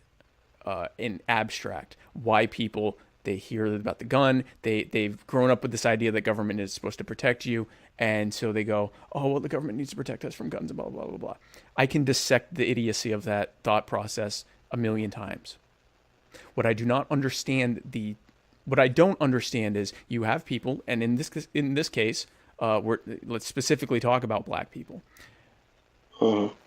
A black person is disproportionately more likely than a white person to know firsthand what government is really like, right? Yep. So they're more disproportionate to know someone who was harmed by the police. They were disproportionately more likely to know someone who is in prison on a drug rap because they sold drugs, which was entirely voluntary in nature. I'm not a favor of drugs. Right. Drugs are bad. Don't do drugs. But there's no compelling reason to throw someone in a cage because they sold something that someone else wants, and prove me wrong by telling me that you're in favor of prohibition, because obviously alcohol is bad, and that was a good idea for prohibition to go. Anyway, so see how that works. Exactly, and see how it's working now. It's the same exact thing. The criminal element is because of the black market created by government. Anyway, you're black. You see all this stuff happening. You're disproportionately more likely than, and it's not like white people, if you're white, you'll never see this. You're disproportionately more likely than a white person to see firsthand what government actually is. It's not your friend. It doesn't want to help you. It wants to tell you what to do and keep other people in charge and in power. Okay, so if you know that, and especially if you look at the history of like the Black Panthers and other self-protection groups, if you look at the fact that, for a long time there, the only person freeing any slaves was Nat Turner. When you look at this stuff, I don't understand the thought process that says, man, I cannot wait until Donald Trump's white supremacist government stops me from owning any ability to defend myself against it. I'll say this really quick. Okay. And then I realized that it's 3:00 and I haven't picked up my wife because I'm supposed to pick her up at 3. And she's going to call and interrupt this. Well, then we'll wrap this. I've been talking to you. I've only thought we were only talking like 30 minutes. It's like, for real, that's how long. I'll say this really quick. Okay. I'm going to see if you can see this on my arm. I saw it for a second. That's an exit entry. Okay. Right there. That's an entry point. Okay. That's where the bullet hit me on May 9th, 2005. Oh, wow. When I was shot on my porch. I was shot by Latino gang members who wanted to take over the neighborhood so they could sell the drugs in the neighborhood. Right. I was shot by them. I have a interesting perspective on gun control because I'm not 100% for getting rid of everything, but I'm kind of okay with some regulation. Okay. Because I don't feel like I should be able to buy a 38 the same way I can buy a soda. So I'm weird on guns. Okay. I tell people this story the other day. I was out jogging and I was coming home, and a guy got all the way on my shoulder, close enough to touch me. And I turned around. It was a transient guy. Right. Because he might have been asking for change or whatever. And I turned around and I yelled at the guy, and I scared him so much he moved back about 15 feet in like a second and a half. Right. I guess the look on my face scared him. But what scared me was he scared me so badly that if I had had a gun with me right then, I would have killed that man. Okay. There wouldn't have been I might shoot him. I would have shot him. Okay. Because I thought someone was attacking me. Okay. I don't have a clear answer on guns. Okay. As a black man, I do not want them banned. I do not trust the government. Right. I trust me. And so I don't ever want anything to prevent me from defending myself or my family. And if I feel like I can do that through a semi-automatic weapon, I'm perfectly okay doing that. On the other hand, I don't want Charles Manson to have one either. Right. I don't want. It's like nukes. I don't like America having nukes, but I really don't want Kim Jong-un to have one. Right. And I can't really control what the bad guys do. And I kind of almost feel like if I can't get them out of the hands of the bad guys, and I need to keep them in the hands of the good guys, Does that make sense? It makes sense. I wonder. I wonder, going back domestically, who the good guys are, because again, when we're talking about, so it's one thing in the abstract to say, for example, I don't want, like you said, I don't want it to be as easy to get a 38 as it is to get a soda, and I get that. I do, but I get the thought process behind that. Here's my thing: who enforces that? And who makes sure, right? And who, therein lies the problem. And who does it get enforced against? It's just as easy for me to say I don't want people to smoke meth or to do crack, but how does that play out? Who does it get enforced against? Who is still smoking crack, and who gets put in jail for smoking crack? And I feel the same way about that, about drug usage and prostitution. It's part of my libertarian upbringing. It's like I'm aware of the public health risk with it. Of course. There's very little. There's nothing and you. That's your decision. That's not biblical. That's not on me to say. It's not on me to say. Between them. The Bible doesn't tell. That's between them. Jesus talked about giving people choices, not forcing people into what to do. Right. I can't. That's like we used to have the laws in the books for sodomy. I'm not for homosexuality. Right. But I don't want to. Who's gonna enforce that? Exactly. I'm gonna. Hey, I see what you're doing in there. Yeah, you cut it out. I'm putting you in jail where you'll be sodomized, by the way. Right. So my gun stances are, and it comes back to the political thing. As soon as something happens, the pro gun lobby is immediately, we need to have stronger gun law. This is why we shouldn't have gun control. And the other side, this is why we shouldn't have gun control. Right. And I'm like, I like at least let the body get cold before we start talking about what. But I'm so, as you can see, my gun positions are always wonky. I got shot, and that's the thing. But I've also protected somebody with a gun. Right. Do you see what I mean? Right. So if I were it kind of makes me ambivalent. Right. Like almost a complete tabula rasa on the position of guns, because I don't like the idea. I'm iffy on stand your ground, because I understand what stand your ground is supposed to mean, but I don't like the idea of, hey, how you doing? I'm threatened. Yeah. Or how it played out with the guy that, the guy pushed him and then he pulled out his gun, which, okay, you get pushed by a much bigger guy and you pull out your gun. Okay. That guy backed away. Right. That guy backed away. You still shot. You are no longer. You were no longer in a threatened position. There was no threat to you, or at least there's not enough threat for you to shoot that person immediately. Continue to hold the gun while you get up and walk away. Okay, fine. But you shot someone and killed them as they were backing away from you. So anyway, I know you need to go, and I know we could talk about this 1,000 times. But I'm sorry, I do have to go. We've been talking for like 15 hours, so I get it. You know what I mean? Yeah, I get it. But I just want to ask you before you go, do you have any final thoughts, anything, and later on I'll get, links to anything you want to do, for the show notes or whatever. But is there any final thoughts you want to leave us with before we end? Only that, number one, as I advocate for Black nationalism, I'm never advocating for hatred of any group. Of course. Anybody. Okay. I never advocate for violence against any group. Anybody. Period. All I advocate for is for, and I don't even advocate for assistance and help. One lady had told me, well, I can't get behind anything that talks the way you do. I'm like, I didn't ask you to get behind me. I don't say any of the stuff I say because I'm lobbying. Right. You're just saying what your position is, right? And actually, there was a part in both the Panthers and Malcolm both said, I can't ask you for help. I appreciate your support. Right. But we need to do this. We need to do this, right. And I firmly believe that. When I look at the guys I talked about, Meyer and Goldwyn, they did it. They did their own thing. Yep. They did it. You didn't have WASPs coming down and doing anything. Yep. They did it themselves. Right. The guys who made it in vaudeville and then became big timers and they helped to build Hillcrest, and they did it. And that's what I want. I just want that. I want my kids to not know what a Monster Cody is. That's a gangster from LA who's from A-Tray Gangster. Okay. He's a famous gangster. I don't want my sons only now, because they're 20-something, have had to deal with gangbanging. Right. I kept them as far out of that as I could. Right. And that wasn't always a good thing, because they're blissfully unaware as they get older.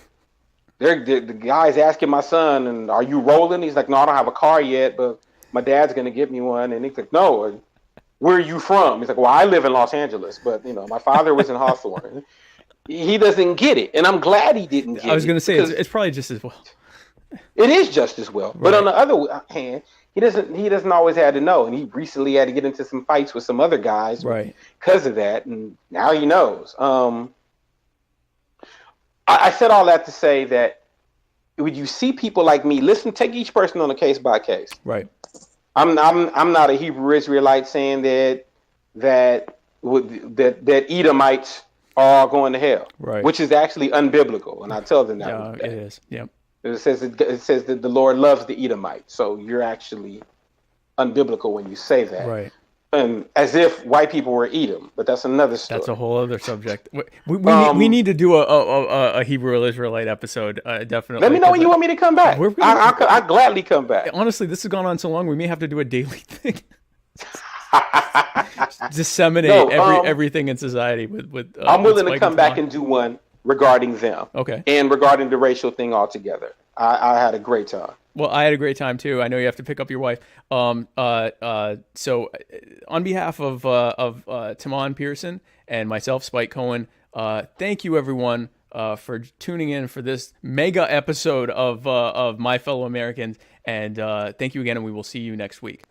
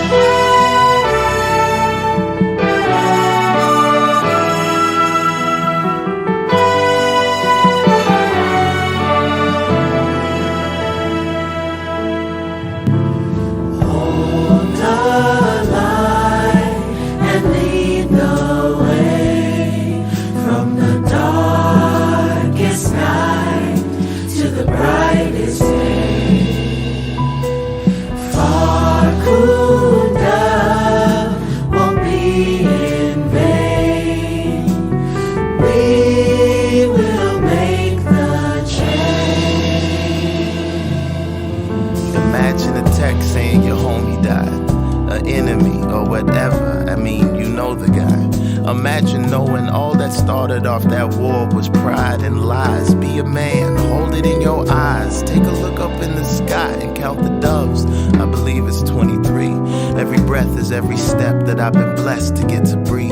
Rather let you rest in praises as opposed to rest in peace. At the least, that's just me being me. Convoluted as can be. In my future, I can view it so vivid and beautifully. The distances I will leap from the man that I used to be. But now, summer doesn't exist anymore. Best case scenario, I get to finish the tour. Then chill with the gust in August before I march and march again. Dayquil in April, I know how cold this art can get. My head hurting, I must have a lot on my mind. When I got time on my hands, they put hands on my time.